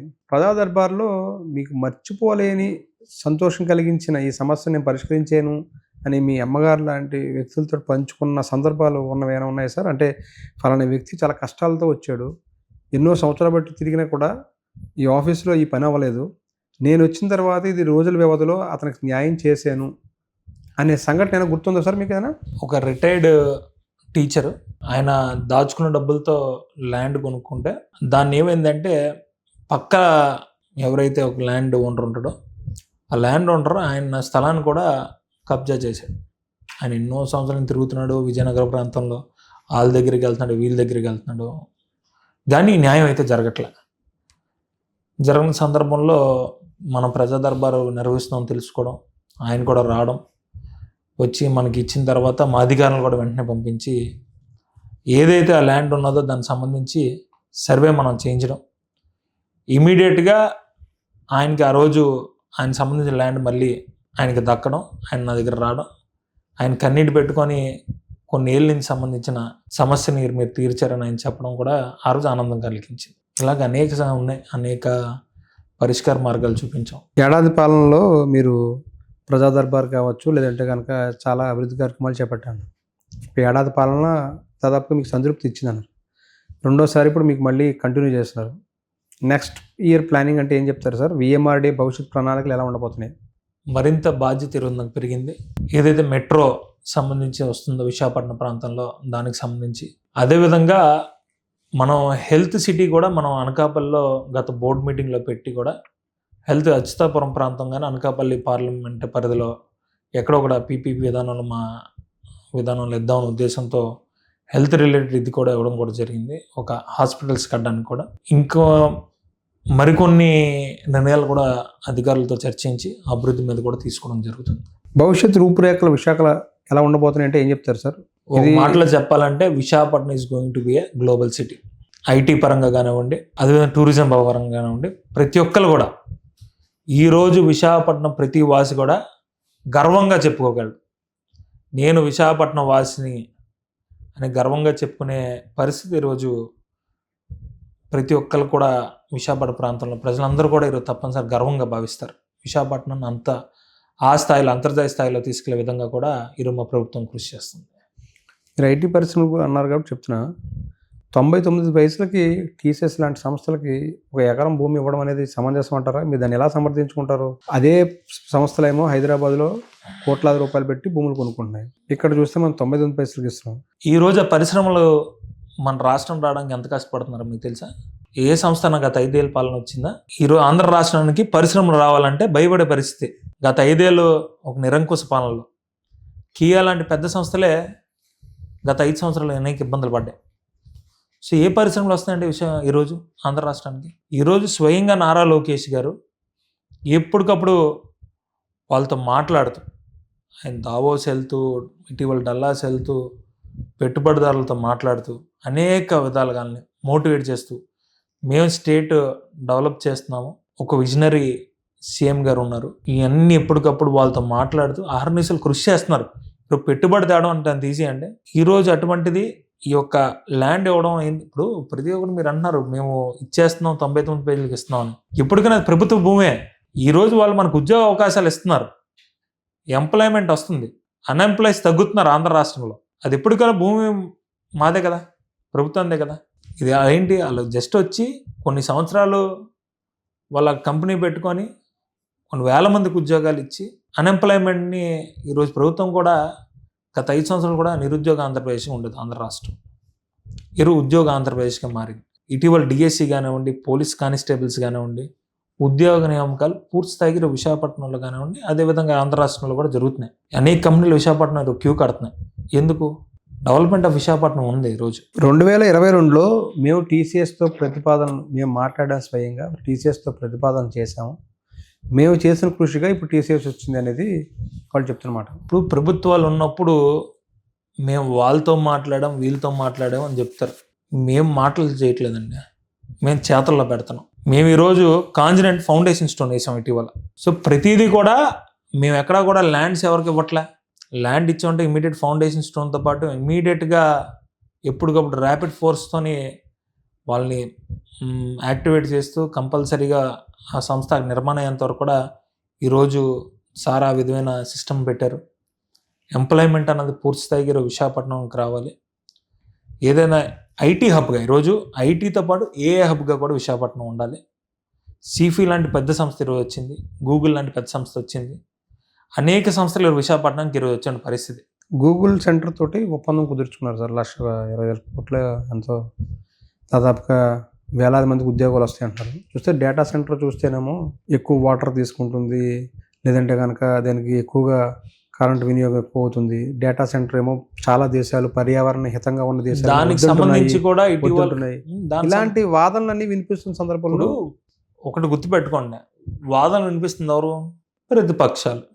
వాళ్ళకి విశాఖపట్నం అభివృద్ధి చెందడం వాళ్ళకి ఇష్టం లే, నిరుద్యోగులకు ఉద్యోగం రావడం వాళ్ళకి ఇష్టం లే, తప్పుడు బురద వెళ్ళాలి, తప్పుడు ప్రచారం చెయ్యాలి, ప్రజలను తప్పుదోవ పట్టాలి ఉద్దేశంతోనే ఈరోజు వాళ్ళు పనిచేస్తున్నారు. ఈరోజు సామాన్యుడు ఎవరు కూడా ఇటువంటి ఆరోపణలు చేయలేదు. పూర్తి ప్రతిపక్షాలు చేసే కుట్ర ఇది. ఈరోజు అనేక మంది ప్రైవేటు మనుషులతో కేసులు వేయించడం అంటే ఆయనకి ఎందుకు? ఈరోజు జగన్మోహన్ రెడ్డి గారికి ఈరోజు యువత మీద ఎందుకు అంత కక్ష నాకు అర్థం కాదు. గత 5 సంవత్సరాలు కూడా ఆయన పాదయాత్ర చేసినప్పుడు ప్రతి ఏటా జాబ్ క్యాలెండర్ ఇస్తా అన్నాడు 1వ తారీఖున. గత 5 సంవత్సరాలు కనీసం ఒక ఉద్యోగం కూడా ఇచ్చిన పరిస్థితి లేదు. మీరు కూడా మొన్న ఎన్నికల ముందు హామీ ఇచ్చారు కదా సార్, ప్రతి సంవత్సరం మేము కూడా జాబ్ క్యాలెండర్. అందుకనే కదండి డిఎస్సి చేసాము, కానిస్టేబుల్ చేసాము, మళ్ళీ మా సారు జాబ్ క్యాలెండర్ సంబంధించి కూడా సిద్ధం చేస్తాం, మళ్ళీ డిఎస్సి నిర్వహిస్తామని చెప్పాము. జాబ్ క్యాలెండర్ నిర్వహించాలంటే ముందు ఏపీపీఎస్సికి రెగ్యులర్ చైర్మన్ అనేది ఉండాలి సార్. అవును.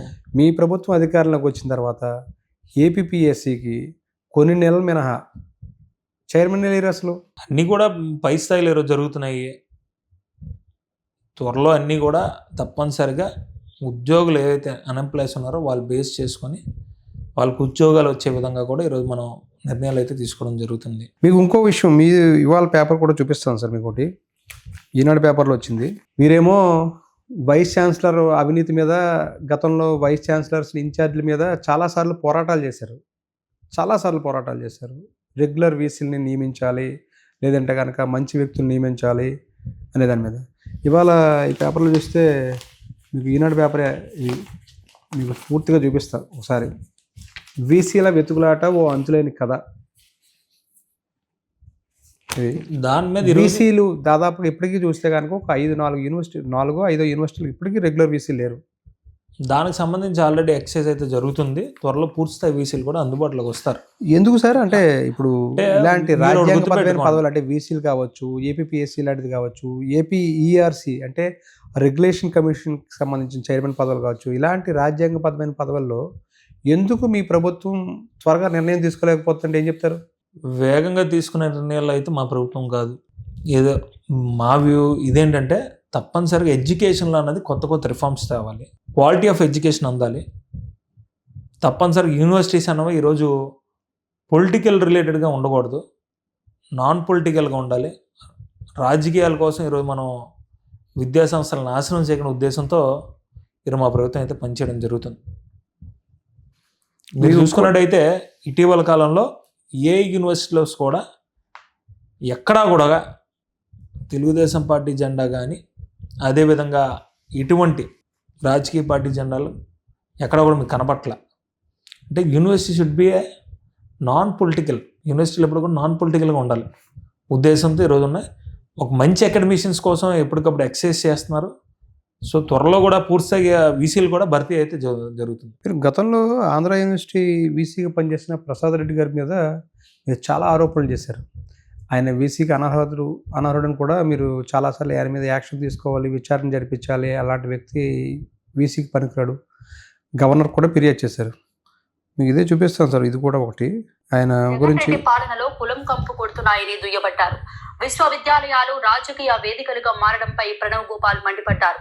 ఈ చర్యలకు విద్యార్థి లోకం తలదించుకునేలా చేశారని విమర్శించారు. వీసీ ప్రసాద్ రెడ్డిపై ఎన్నికల అధికారులు చర్యలు తీసుకోవాలని గోపాల్ డిమాండ్ చేశారు. University vice chancellor PVGD Prasad Reddy ఏదైతే ఈరోజు రెడ్డి సోదరుల సమావేశానికి ఏదైతే హాజరయ్యారో దీన్ని తెలుగుదేశం పార్టీ విద్యార్థి విభాగం తీవ్రంగా ఖండిస్తుంది. ఏదైతే ఈరోజు రాజకీయాలు మీకు ఒకసారి గుర్తు చేస్తున్నాం సార్. ఎందుకు గుర్తు చేస్తున్నాం అంటే మీరు వచ్చి అధికారంలోకి వచ్చి 1.5 పైన దాటింది. ఏం చర్యలు తీసుకున్నారు ఇంతవరకు? చర్యలు అంటే ఏం చెప్తారు? ఇక్కడ విశాఖపట్నం సంబంధించిన చాలా మంది మీ పార్టీలో నాయకులే, మీ పార్టీ కార్యకర్తలే అధికారంలోకి వచ్చిన తర్వాత ఎవరి మీద చర్యలు లేవు, సరైన విచారణ కూడా ఇప్పటివరకు జరపలేదు. వీసీ ప్రసాద్ రెడ్డి ఎన్నో అక్రమాలు చేశారని ఆరోపించిన నాయకులు ఎవరు కూడా ఆ విషయంలో ఇప్పుడు మాట్లాడటం లేదు. ఎందుకు గొంతు విప్పట్లేదు? ఏం చెప్తారు సార్? ఈ ప్రభుత్వం చేయాల్సిన పని తాను చేసిపోతుంది. చర్యలు ఏం తీసుకున్నాయని కూడా త్వరలో తెలుస్తాయి. ఒకటి గుర్తుపెట్టుకోండి, మేము ఈరోజు కక్ష సాధింపుగా ఈరోజు వెళ్ళట్లే. వాళ్ళు చేసిన తప్పుకే ఈరోజు ప్రజలు 11కు పరిమితం చేశారు. మీరు ప్రజల గురించి మా మీద నమ్మకం 164 మ్యాండేట్ ఇచ్చారు. తప్పనిసరిగా మేము డెవలప్మెంట్ చేయాలి, మాకు బాధ్యత ఉంది. ఎడ్యుకేషన్ సిస్టమ్ మేము కాపాడుకోవాలి. ఈరోజు గత 5 ఏళ్ళు కూడా యూనివర్సిటీస్ పూర్తిగా భ్రష్టు పడ్డాయి. ఈరోజు యూనివర్సిటీలకు వెళ్ళండి, చూడండి, క్వాలిటీ ఆఫ్ ఫుడ్ అందుతుంది ఈరోజు విద్యార్థులకి. క్వాలిటీ ఆఫ్ ఎడ్యుకేషన్ ఇప్పటికి కూడా లేదు కదా సార్. ఎందుకు క్వాలిటీ ఆఫ్ ఎడ్యుకేషన్ కూడా ఉంది. చాలా మంది అసలు ఇక్కడ ఖాళీలే భర్తీ చేయలేదు సార్. లాస్ట్ ఒక 2004 నుంచి దగ్గర 20 ఏళ్ళ బట్టి ఎప్పటి నుంచో కోర్టు కేసులతోటో లేదంటే అసిస్టెంట్ ప్రొఫెసర్స్ భర్తీ అవ్వలేదు. ఇటీవల డిఎస్సి విషయంలో మీకు తెలుసా, డిఎస్సి విషయంలో ఏదైతే మనం జాబ్స్ ఇస్తున్న టైంలోని అప్పుడు కూడా కోర్టులకు వెళ్ళారు. 19-24 మధ్యలో మీరు కూడా కోర్టులకు వెళ్ళారు కదా సార్? మేము అక్కడ కోర్టులకు వెళ్ళలేదండి. వాళ్ళు చేసే అన్యాయ మార్గాల మీద మేము కోర్టులకు వెళ్ళాం తప్ప మేము ఎప్పుడు నిరుద్యోగులకు ఉద్యోగాలు వస్తున్నాయనే ఉద్దేశంతో మేము ఏ రోజు వెళ్ళలేదా. మేము ఎప్పుడు యువత భవిష్యత్తు ఆలోచించాం, యువత బాగుండాలని ఆలోచించాం తప్ప మేము ఎప్పుడు కూడా కోర్టులకు వెళ్ళి ఇటువంటి ఆపే పరిస్థితి ఎప్పుడు లేదు మాది. 25,000 మంది 25,000 డిఎస్సిలో 25,000 ఉద్యోగాలు తీస్తామని మీరు ఎన్నికల ముందు ఇచ్చిన హామీ 16,437 పోస్టులు ఇచ్చాము. మేము మళ్ళీ డిఎస్సి పెడతాము, మళ్ళీ ఇస్తాము. మేము ఎక్కడ కూడా మాట తప్పట్లేదండి. యూనివర్సిటీలో ఖాళీలు అనేవి చాలా కాలంగా ఉన్నాయి. ఒక్కొక్క విభాగంలో చూస్తే 15-20 మంది ఉండాల్సిన చోట 1-2 ప్రొఫెసర్స్ లేదంటే అసిస్టెంట్ ప్రొఫెసర్స్.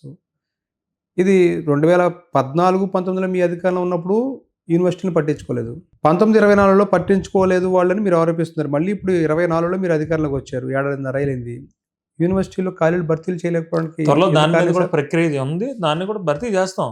ఎందుకంటే సిస్టమ్ అన్నది పూర్తిగా సర్వనాశనం అయిపోయింది. సో అన్నీ కూడా ఒక్కొక్కటి కూడా ఈరోజు మళ్ళీ రిపేర్ వర్క్ చేసుకుంటున్నాము. సో యూనివర్సిటీస్ని అన్నీ కూడా మళ్ళీ విద్యార్థులకు ఆహ్లాదకరంగా నాణ్యమైన విద్య అందించే విధంగా వాళ్ళు బాగుండే విధంగా ఈరోజు మనం ప్రయత్నం అయితే చేస్తున్నాము. తప్పనిసరి త్వరలో అన్ని భర్తీలు కూడా యూనివర్సిటీలో అవుతాయి. దీంతో పాటు సార్ మొన్న ఇటీవల మీకు ఇక్కడ 2-3 రోజుల పాటు సమ్మిట్ చేశారు, సిఏఏ సమ్మిట్. 10 లక్షల కోట్ల పైన పెట్టుబడులు వచ్చాయి. 13 లక్షల కోట్లు ఎంతో చెప్పారు. 13 లక్షల కోట్ల వరకు పెట్టుబడులు వచ్చాయి. చాలా వేగంగా రాష్ట్రం అభివృద్ధి చెందబోతుంది అన్ని ప్రాంతాలను కూడా అన్నారు. 16, 17, 18లో కూడా ఇలాగే మీరు చెప్పారు. అప్పుడు కూడా 3 సార్లు సమ్మిట్ ఇక్కడ విశాఖపట్నంలో చేశారు. చూస్తే ఒక పరిశ్రమ కూడా అప్పుడు ఏమీ రాలే. మరి ఇప్పుడు కూడా అదే పరిస్థితి ఉంటుందంటారా? ప్రజలు మిమ్మల్ని ఎందుకు నమ్మాలంటే ఏం చెప్తారు? ప్రజలు మాకు ఎందుకు నమ్మాలంటే ప్రజలు మమ్మల్ని నమ్మారు కాబట్టి మేము అధికారంలోకి వచ్చాం. 100% ఏదైతే ఇటీవల సిఏ అయిందో, ఎక్కడికైతే ఎంఓఈలు అయ్యో తప్పనిసరిగా త్వరలో అన్నీ కూడా పూర్తిస్థాయి పరిశ్రమలు అయితే రావడం జరుగుతుంది. సో దానికి సంబంధించి కూడా కొత్త రెగ్యులేషన్స్ కూడా పెట్టడం జరిగింది. సో త్వరలో అన్నీ ఏవైతే ఎంఓఈస్ జరిగాయో అన్నీ కూడా త్వరలో అన్నీ కూడా రావడం జరుగుతుంది. విశాఖపట్నాన్ని ఐటీ హబ్గా నిలపబోతున్నాం అనేది మీ లోకేష్ గారు, మీ ప్రీతమ నాయకులు ప్రతిసారి చెప్పే మాట. ఐటీ హబ్గా పెద్ద స్థాయిలో ఉండబోతుంది ఇది. ముంబై నగరానికి, అదేవిధంగా హైదరాబాద్ నగరానికి ధీటుగా విశాఖపట్నాన్ని చేయబోతున్నాం అన్నారు. చూస్తే ఇప్పుడు కాగ్నిజెంట్ రాబోతుంది, టీసీఎస్ రాబోతుంది, గూగుల్ డేటా సెంటర్ రాబోతుంది, సిఫీ. ఇంకా తర్వాత ఇంకా ప్రయత్నాలు చేస్తున్నారు సార్ ఇంకా ఈ విశాఖ ఐటీ హబ్గా తీసుకురావడం కోసం? మేము గాలిలో మేడలు కట్టే ప్రభుత్వం మాది కాదు. Very clear. మీ రోజు తప్పనిసరిగా మా మంత్రి గారు లోకేష్ గారు ఏదైతే అక్కడ వెంచర్ అవుద్ది అనే ఉద్దేశంతో, ఏదైతే నమ్మకంతో ఈరోజు కంపెనీస్ ఏవైతే ఉన్నాయో వాళ్ళతో ఎప్పటికప్పుడు మాట్లాడుతూ ఆ కంపెనీస్తో మాట్లాడిన తర్వాతే మనం అనౌన్స్ చేయడం జరుగుతుంది పెట్టుబడులు వచ్చాయి. సో అన్నీ కూడా త్వరలో ఐటీ కంపెనీస్ చాలా అడుగుతున్నారు విశాఖపట్నం ప్రాంతంకి వస్తామని. ఎప్పటికప్పుడు దాని మీద ఒక సమీక్షిస్తూ కూడా నిర్ణయాలు తీసుకుని అయితే జరుగుతుంది. ఎప్పుడు లోపల చూడొచ్చు సార్ ఇవన్నీ? గ్రౌండింగ్ అనేది ఎన్ని సంవత్సరాలు పట్టచ్చు? మీ ప్రభుత్వంలోనే పూర్తవుతుందా? ఇప్పుడు మీ ప్రభుత్వంలోనే ప్రజలందరూ వెంటనే పిల్లలు పుట్టరు కదండి. సమయం సందర్భం ఉంటుంది కదా, టైం పీరియడ్ ఉంటుంది కదా. అలాగే అన్నీ కూడా త్వరలో పూర్తిస్థాయిగా అన్నీ కూడా వెంచర్ అవుతాయి. త్వరలో అన్నీ కూడా మేము ఓపెన్ చేస్తాం, గుర్తుపెట్టుకోండి. విశాఖలో ఉన్న ఐటీ పరిశ్రమలని మీ ప్రభుత్వం హయాంలోనే ఓపెన్ చేసి శంకుస్థాపనలు, ప్రారంభోత్సవాలు జరుగుతాయి అనేది జరుగుతాయి. భరోసా ఇస్తున్నారు. 100% మా ప్రభుత్వం ఉంటుంది. ఎందుకంటే ప్రజలందరూ ఈరోజు హర్షం వ్యక్తం చేస్తున్నారు, ఆనందంగా ఉన్నారు. కూటమి ప్రభుత్వం మీద ఈరోజు ప్రజలందరూ కూడా చాలా ఆనందం వ్యక్తం చేస్తున్నారు. సంక్షేమం ఈరోజు పెన్షన్లు తీసుకున్నారు అనుకోండి, 1వ తారీఖే పెన్షన్లు ఇస్తున్నాం. అదేవిధంగా ఉచిత బస్సు తీసుకున్నారు అనుకోండి, అందరూ కూడా ఈరోజు మహిళలందరూ కూడా ఇటీవల నేను ఒకటి చెప్తా, నేను బస్సు ప్రయాణం చేశాను. అసలు ఏంటి ఉచిత బస్సు మీద ఏంటి ఏమనుకుంటున్నారని ఇదే మద్దిలపాలెం నుంచి గాజువాక వరకు వెళ్ళా. ఓ మహిళతో ఇంటరాక్షన్ అయినప్పుడు అడిగా, ఏమ్మా ఎలాగుందన్న? బాగుంది సార్. ఏం చేసేదాను అమ్మ అన్న. ఏం లేదు సార్, నాకు టికెట్ అయ్యేది నెల వచ్చేసరికి 1500 అలాగే అయ్యేది, ఈ బస్ ఛార్జెస్ అన్నీ కూడా.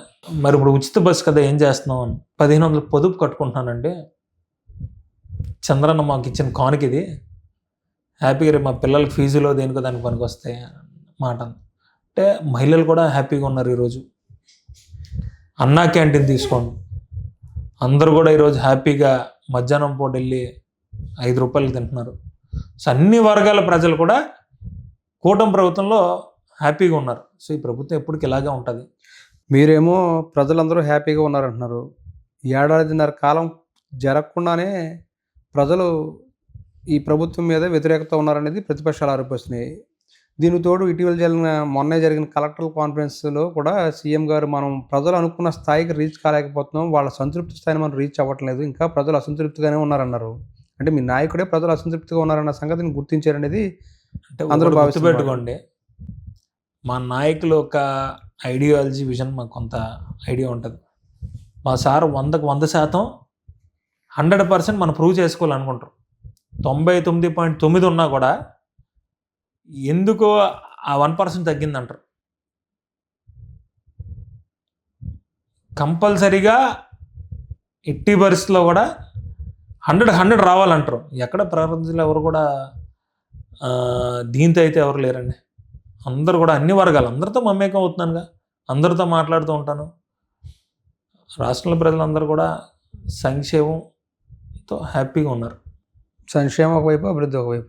అభివృద్ధి, సంక్షేమం 2. దీంతోపాటు ఇంకోటి సార్, విశాఖపట్నానికి సంబంధించి చాలా కీలకంగా అది ఎక్కువ విమర్శలు ఎదుర్కొంటున్న ఇంకో అంశం మీ దృష్టికి తీసుకొస్తా. లూలు గ్రూప్కి మీరు 2014-19 మధ్యలో మీరు ల్యాండ్ కేటాయించడానికి లూలు మాల్ కట్టడానికని మీరు బీచ్లో విలువైన భూములు ఇచ్చారు. తర్వాత ప్రభుత్వం మారడం, వైఎస్ఆర్సీపీ అధికారంలోకి వచ్చిన తర్వాత మాల్ని క్యాన్సిల్ చేయడం జరిగింది. మళ్ళీ మీరు అధికారంలోకి వచ్చిన తర్వాత మళ్ళీ ఇప్పుడు లూలు మాల్కి ఇస్తారు.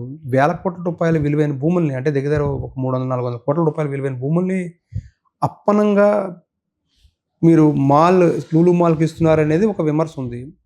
ప్రభుత్వం కీలకమైన ల్యాండ్, అది సెంటర్లో ఉన్న ల్యాండ్, దాన్ని ఎలాగ ఇస్తారు లూలు మాల్కి అనేది ఒక విమర్శ వస్తుంది. దానికి ఏం చెప్తారు సార్? ఒక పెట్టుబడి రావాలంటే ఎంత కష్టం మనం అందులో పనిచేస్తే తెలుస్తుంది. అంటే దాని సంబంధించిన శాఖలో మనం పనిచేస్తే మనకు ఐడియా ఉంటుంది. ఎంతకాడికి భూములు ఇచ్చేస్తున్నాం అంటున్నారు. ఆ భూమి ఎప్పుడు ఎవరిదండి? అది ఎప్పటికి ప్రభుత్వం అందే. వాళ్ళు అద్దెకి దిగి తిరిగి వెళ్తున్నట్టు అంతే. భూములు కట్టేస్తున్నాం, భూములు ఇచ్చేస్తే వస్తున్నాయి, పరిశ్రమలు వస్తున్నాయి. సో లూలు మాల్ లాంటి పెద్ద మాల్ అనేక విదేశాల్లో ఉన్నది. ఇప్పుడు విశాఖపట్నం రావడం మనందరం కూడా హర్షించాలి, గౌరవించాలి. దాన్ని కూడా రాజకీయ కోణంలో చేసి భూములు ఇచ్చేస్తున్నారు, తప్పుదోవ పెట్టి. ఇవన్నీ కూడా రాజకీయ ముసుగులో అభివృద్ధి నోరలేక చేస్తున్న మాటలు ఇవన్నీ కూడా వెరీ క్లియర్. ఈరోజు లూలు మాల్ రావడం విశాఖపట్నం ప్రతిష్ఠ పెరుగుద్ది, ఎంప్లాయ్మెంట్ పెరుగుద్ది. సో ఇటువంటి ప్రెస్టీజియస్ మాల్స్ మన వైజాగ్ రావడం కూడా మనం అదృష్టంగా భావించాలి. ఇది ఒక డెవలప్మెంట్ యాంగిల్లో చూడండి. డెవలప్మెంట్ని కూడా రాజకీయం చేయడం సరికాదు. డెవలప్మెంట్ చేసినప్పుడు సహకరించండి, సూచనలు ఇవ్వండి, మేము తీసుకుంటాం. అంతే తప్ప దాన్ని కూడా రాజకీయం చేసి ప్రజలకి మబ్బి పెట్టే విధంగా ప్రజలు ఎవరు కూడా నమ్మే పరిస్థితులు లేరు. అటువంటి మాల్స్ వస్తే సిటీ డెవలప్ అవుద్ది, మనకు కూడా బాగుంటుందనే ఉద్దేశంతో ఉన్నారు. కాబట్టి పూర్తి ఇవన్నీ అవాస్తవ రాజకీయాలు. మా ప్రభుత్వంలో మేము 17 మెడికల్ కాలేజీలకి శ్రీకారం చుట్టాము. 7 మెడికల్ కాలేజీలు మేము పూర్తి చేసాము. అందులో 5 మెడికల్ కాలేజీలు మా ప్రభుత్వంలోనే మేము ఓపెన్ చేసాము. మిగిలిన ఒక 10 మెడికల్ కాలేజీలని 5,000 కోట్ల రూపాయలతోటి ఈ ప్రభుత్వం పూర్తి చేయలేకుండా పీపీపీ మోడ్లోకి తీసుకొస్తుందని చెప్పి గత కొన్ని రోజులుగా వైఎస్ఆర్సీపీ ఉద్యమం చేపట్టి కోటి సంతకాల సేకరణ అనేది చేయడం జరిగింది. గవర్నర్ని కూడా కలవడం జరిగింది, ఫిర్యాదు కూడా జరిగింది. ఏం చెప్తారు సార్ ఈ పీపీపీ మోడ్ విధానం కావచ్చు, కోటి సంతకాల సేకరణ గురించి కావచ్చు, మీరేమంటారు? పీపీపీ అంటే ఏంటండి? చెప్పండి మీరే. పీపీపీ అంటే ఏంటి? Public private partnership. అంతే కదండి. అది ఇప్పటికన్నా ప్రభుత్వం అందే కదా భూమి. సో ఈరోజు ఆర్థికంగా మనం లోటు బడ్జెట్లో ఉన్నాం ఆంధ్ర రాష్ట్రం. సో పక్క రాష్ట్రాల్లో కూడా పీపీపీ విధానాల్లోనే అనేక హాస్పిటల్స్ కానివ్వండి, మెడికల్ కాలేజీలు కూడా రన్ అవుతున్నాయి. సో మీరు పీపీపీ విధానం తెలియకుండా అదే ప్రైవేట్ వాళ్ళు మేము కట్టబడుతున్నామండి. ఆ ల్యాండ్ ఎప్పటికైనా ప్రభుత్వం అంతే కదా. సో ఎన్ని కాలేజీలకి వీళ్ళు పర్మిషన్స్ ఇచ్చారండి గత ప్రభుత్వంలో? అసలు వీళ్ళు ఎన్ని కాలేజీలకి ఇచ్చారు మీకు తెలుసా? అసలు ఎక్కడ కడుతున్నారో తెలుసా? అసలు వీళ్ళు ఎక్కడ నోటిఫై చేశారు వీళ్ళు కాలేజీలు కడుతున్నాం అన్నది? నా దగ్గర కాపీ లేదు, ఉంటే మీకు చూపించాము. 5 మెడికల్ కాలేజీని వాళ్ళు ఆల్రెడీ ఓపెన్ చేశారు. ఏలూరు, రాజమండ్రి, ఆ విధంగా మొత్తం 5 కాలేజీలు ఓపెన్ అయ్యాలి. అందులో ఎన్ని నోటిఫై అయ్యో ఒకసారి మీకు నేను కాపీ ఇస్తాను, నా దగ్గర ఉంటుంది. ఇంటర్వ్యూ అయిన తర్వాత ఇస్తాను, చెక్ చేయండి. సో ఇవన్నీ కూడా రాజకీయాలకి ఏదో ఒక అంశం దొరకాలి, దీని మీద ఏదో చేయాలి. కోటి సంతకాలు ఎవరు చేశారండి? వాళ్ళ సంతకాలు వాళ్ళు పెట్టుకున్నారు తప్ప కోటి సంతకాలు ఎవరు పెట్టలే. ఇవన్నీ కూడా అభివృద్ధి ఓరలేక చేసే పనులు తప్ప సో డెవలప్మెంట్ యాంగిల్ మేము ఆలోచిస్తున్నాం, ఇటువంటి పట్టించుకునే పరిస్థితి కూడా లేదు. 100% we're working for the public, we're developing state development మీద పనిచేస్తాము. ఆంధ్ర రాష్ట్ర అభివృద్ధి కోసం మేము పనిచేస్తాం. మెడికల్ కాలేజీ వ్యవహారం ఏదైతే మీ పీపీపీ విధానం ఉందో దాని మీద ప్రజల్లో వ్యతిరేకత లేదంటారు మీరు? 100% లేదండి. ప్రజలు అంటున్నారు అసలు పీపీపీ విధానం తెలుసా జగన్మోహన్ రెడ్డి కానీ? అది నేను కూడా మిమ్మల్ని అడిగి పీపీపీ అంటే ఏంటని. సో ప్రజలు అటువంటి ఏమీ లేదు. పీపీపీ విధానంలో గవర్నమెంట్ మొదలుపెట్టిన ఏ ప్రాజెక్ట్ అయినా తిరిగి గవర్నమెంట్కి వచ్చిన దాఖలాలు ఏమైనా ఉన్నట్టుగా మీరు చెప్పగలుగుతారు సార్? అంటే ఆల్రెడీ గతంలో ఏ ప్రభుత్వం మొదలుపెట్టినా అది మళ్ళీ తిరిగి గవర్నమెంట్కి వచ్చిన దాఖలాలు ఎక్కడ లేవనే రుజువులు ఉన్నాయి. ఉదాహరణకు మనం గంగవరం పోర్టే చూసుకున్నాం సార్, అది పీపీపీ విధానంలో మొదలుపెట్టిందే. అవును. ఇది పూర్తిగా ఇప్పుడు ఇవాళ ప్రైవేట్ చేతిలోకి వెళ్ళిపోయింది, గవర్నమెంట్కి తిరిగి రాలేదు. అలాంటి అనుమానాలు ప్రజల్లో లేవంటారు? అసలు ప్రజల్లో అనుమానాలు లేవంటారు నేను అన్నగానే 100% ఏ ప్రభుత్వాలు ఉన్నా కూడా తప్పనిసరిగా తీసుకునే విధానం ఉండాలి, చర్యలు తీసుకోవాలి. ఈరోజు పీపీపీ విధానం ఎందుకు తీసుకొస్తున్నామండి? లోటు బడ్జెట్ ఒక ఆంధ్ర రాష్ట్రానికి డెవలప్మెంట్ కావాలి, మంచి విద్య అందించాలి ఉద్దేశంతో ఈరోజు తీసుకొస్తున్నాం. దాన్ని కూడా ఇటువంటి నీచ రాజకీయాలు చేసి కోర్టు సంతకాలు అని చెప్పి విద్యార్థుల మీద రాజకీయాలు చేయడం, విద్యార్థుల భవిష్యత్తు మీద రాజకీయాలు చేయడం అలా ప్రజలందరూ చీకొడుతున్నారు ఈరోజు. అంటే పీపీపీ విధానం అయినప్పటికీ కూడా ఆ ఫీజులు ఖరారు విషయంలో కావచ్చు, లేదంటే కనుక సీట్ల విషయంలో కావచ్చు, అన్యాయం జరుగుతుంది సామాన్యులకి అనేది ఒక అపోహ ఉంది. అలాంటిది ఏమీ లేదు. తప్పనిసరిగా ఈ ఆంధ్ర రాష్ట్రంలో ప్రతి విద్యార్థి ఎవరైతే మెడికల్ విద్యార్థులు ఉన్నారో న్యాయం జరుగుద్ది. ఇటువంటి సందేహాలు ఎవ్వరు పెట్టుకోకర్లేదు. అంటే పీపీపీ విధానాన్ని అదేవిధంగా కోటి సంతకాల సేకరణని మీరు పూర్తి స్థాయిలో వైఎస్ఆర్సీపీ ఏదైతే ఆరోపిస్తుందో వాటిలన్నిటి మీద ఎంత పూర్తిగా డొల్లతనమే అంటారు. 100% ప్రజలు ఎవరో నమ్మట్లేదు. ప్రజలు ఎవరు నమ్మే పరిస్థితులు లేరుగా. వాళ్ళ టెంట్లు వాళ్ళు వేసుకుని వాళ్ళ సంతకాలు వాళ్ళే పెట్టుకున్నారు తప్ప ప్రజలు ఎవరు సంతకాలు చేయలేదు. గవర్నర్ వరకు వెళ్ళిన కంప్లైంట్ చేసిన దాన్ని కూడా ఏం చెప్తారు సార్? అంటే మీకు అదే చెప్తున్నాను, ఉద్యమాల్లో ఎప్పుడు కూడా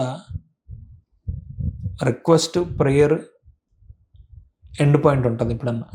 సో వాళ్ళు చేసిన కార్యక్రమానికి వెళ్ళి ఫిర్యాదు ఇచ్చారు తప్ప అటువంటి ఇది అక్కడ ప్రజలు ఎవరు నమ్మట్లేదు ఈరోజు ఈ మెడికల్ కాలేజ్ విధానాల మీద.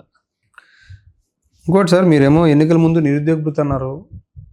ఇప్పుడు చూస్తే దాని గురించి ఎక్కడ సంవత్సరాలు అయిపోయింది, నిరుద్యోగ భృతి లేదు. ఆల్రెడీ దానికి సంబంధించి కూడా ఎక్సైజ్ అయితే జరుగుతుంది.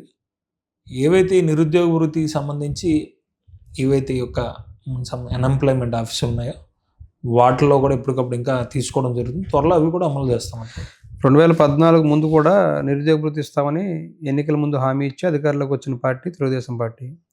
14 నుంచి 19 వరకు నిరుద్యోగ మాట చెప్తా, మేము ఉద్యోగాలు ఇచ్చే దిశగా ఉన్నాం, నిరుద్యోగులకు మార్చే దిశగా లేము మా ప్రభుత్వం. మేము ప్రతి ఒక్క ఎవరైతే చదువుకున్నారో ఉద్యోగాలు వచ్చే దిశగా మేము పనిచేస్తున్నాం.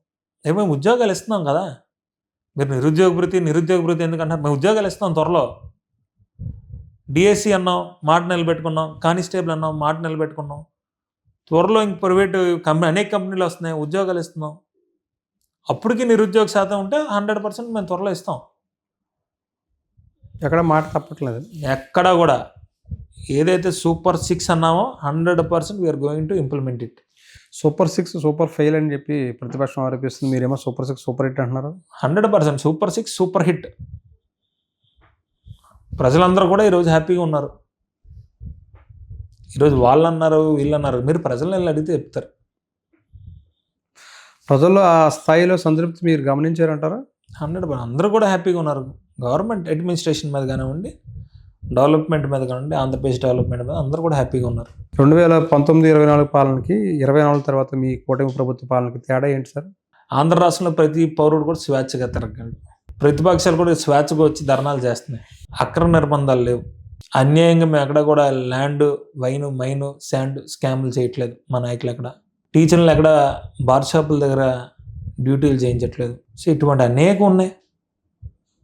అందరూ కూడా అన్ని వర్గాలు కూడా they are very happy. Government బాగా పనిచేస్తుంది. బిజినెస్ పీపుల్ కూడా చాలా హ్యాపీగా ఉన్నారు, డెవలప్మెంట్ ఉంటుందని. మరి ముఖ్యంగా ఉత్తరాంధ్ర ప్రాంతం ఉత్తమ ప్రాంతంగా తీర్చే విధంగా ఈరోజు గౌరవ ముఖ్యమంత్రి శ్రీ నారా చంద్రబాబు నాయుడు గారు ఎప్పుడూ కూడా అహర్నిశలు కూడా కృషి చేయడం జరుగుతుంది. ఇంకో విషయం అడగడం మర్చిపోయాను సార్. ఇప్పుడు పీపీపీ విధానంలో ఎవరైతే ప్రైవేట్ వాళ్ళు ముందుకు వస్తారో వాళ్ళని జైల్లో పెడతాము, ఇందులో చాలా పెద్ద స్కామ్ జరుగుతుంది, ప్రభుత్వమే అందులో పనిచేసే ఉద్యోగులకు ఎవరికైతే ప్రభుత్వం నెలకి 2 కోట్ల చొప్పున జీతాలు ఇవ్వాలి. జగన్మోహన్ రెడ్డి గారికి జైలు అన్నది ఆయన బయోడేటాలో ఉంటుంది. ఆయన జైలు తప్ప అభివృద్ధి మీద చర్చించడు. ఆయన ఎప్పుడు చూసినా కూడా జైలుకి పంపుతాం. ఆయన జైలుకి వెళ్ళేది కూడా అందరూ ఆంధ్ర రాష్ట్రంలో ప్రతి ఒక్కరు కూడా జైలుకి వెళ్ళిపోవాలి. అంతే తప్ప ఆయన డెవలప్మెంట్ గురించి మాట్లాడదాం, పీపీపీ విధానం మీద మాట్లాడచ్చు కదా, రావచ్చు కదా, అసెంబ్లీకి వచ్చి మాట్లాడచ్చు కదా. పులివెందుల శాసనసభ్యుడివి, అసెంబ్లీకి వచ్చి సందేహాలు అడుగు. ఈరోజు నువ్వు ఎక్కడో బయట ప్రెస్ మీట్లు పెట్టుకొని, డ్రామా మీట్లు పెట్టుకొని నువ్వు బయటకు వచ్చి మాట్లాడి తెలుస్తుంది కదా విధానాల మీద. ఎమ్మెల్యేగా మాకు ఇచ్చే సమయం తక్కువ కాబట్టి మేము రావట్లేదు అసెంబ్లీకి, ఎమ్మెల్యేగా మాకున్న 11 సీట్ల స్థానానికి అంత తక్కువ మాట్లాడే అవకాశం ఉంటుంది. మేము పూర్తి స్థాయిలో ఎక్స్‌ప్లెయిన్ చేయడానికి అవకాశం ఉండదు. మాకు మైకులు కట్ చేస్తారనేది వారి వాదన. ప్రజలు నిన్ను నమ్మి నీకు ఓటేస్తే నువ్వు ఎమ్మెల్యే అయ్యావు. పులివెందు ఎమ్మెల్యే. నెలకు జీతం తీసుకుంటున్నావు. 100%గా నీకు బాధ్యత ఉంది. వచ్చి అడుగు. మేము రమ్మని అడుగుతున్నాం కదా, అనేకసార్లు మేము అడిగాం రమ్మని. బయట నుండి మనం మాట్లాడేది కానీ వెళ్ళి నువ్వు నీకేం డౌట్లు ఉన్నాయో మాట్లాడు. ఎప్పుడు కూడా ప్రజలకు నమ్మే పరిస్థితుల్లో లేరు. మీరు ఎన్ని అన్నా కూడా public they won't believe him. Chandrababu Naidu గారు ఇటీవల ఒక వ్యాఖ్యలు చేశారు. ఏ సభలోనో దేంట్లోనో. లోకేష్ గారు కూడా అంటున్నారు. మీ ప్రభుత్వం ఉంది కాబట్టి మీరు పరిశ్రమలు పెట్టమని చెప్తున్నారు. ప్రభుత్వం మారితే మా పరిస్థితి ఏంటి అనేది ఒక భయం వ్యక్తం చేస్తున్నారు అనేది పారిశ్రామికవేత్తలు ఒక భయం ఉంది. మీరు వెళ్ళిపోయిన తర్వాత మళ్ళీ మమ్మల్ని ఏం చేస్తారో అనే ఒక భయం అయితే పరిశ్రమలో కనపడుతుంది. కంటిన్యూ అవుతాయా అనేది ఆయన కూడా అన్నమాట. అంటే 29 తర్వాత ఎలా ఉండబోతుంది సార్ మరి? 100% ప్రజలు మమ్మల్ని దీవిస్తారు. 2029 తర్వాత ఈ ప్రభుత్వం ఒక 15 ఏళ్ళు ఉంటుంది. అందులో నో డౌట్. నిరుద్యోగులకి ఎంప్లాయ్మెంట్ ఇస్తున్నాం, పెన్షన్లు ఇస్తున్నాం, వృద్ధులకు, మహిళలకు సంబంధించిన సంక్షేమం చూసుకుంటున్నాం. సో అన్ని వర్గాల రైతుల సంక్షేమం చూసుకుంటున్నాం, అన్ని వర్గాల సంక్షేమం చూసుకుంటున్నాం. కాబట్టి డెవలప్మెంట్ ప్రజలకు కనిపిస్తుంది. కాబట్టి రోడ్లకి ఎక్కడ గతంలో రోడ్ల మీద చూసుకున్నట్టయితే గుంతలు ఉండేవి. ఈరోజు గుంతలేని రోడ్డు ఉంది ఈరోజు ఆంధ్ర రాష్ట్రంలో. సో ప్రజలలో అందరూ కూడా హ్యాపీగా ఉన్నారు. ఇదే కూటమి ప్రభుత్వం ఇంకో 15 ఏళ్ళు ఉంటుంది. త్యాగాలు సిద్ధపడి ఉన్నారు సార్ మీరు అందరూ? త్యాగాలకు సిద్ధపడి ఉన్నారా? దేనికి త్యాగాలు? కొంతమందికి సీట్లు రావచ్చు, కొంతమందికి సీట్లు గల్లంత అవ్వచ్చు. మదినాయకులు ఏం మాట చెప్తే అదే మాకు వేదం. మేము రాష్ట్ర అభివృద్ధి గురించి, ప్రజలు సంక్షేమం గురించి ఆలోచించే వ్యక్తులం. త్యాగాలు సీట్ల గురించి చూసే వ్యక్తులం కాదు. తెలుగుదేశం పార్టీలో కానీ కూటమి పార్టీలో అందరూ కూడా ఒకే నినాదంతో ఉన్నాం. Development of Andhra Pradesh.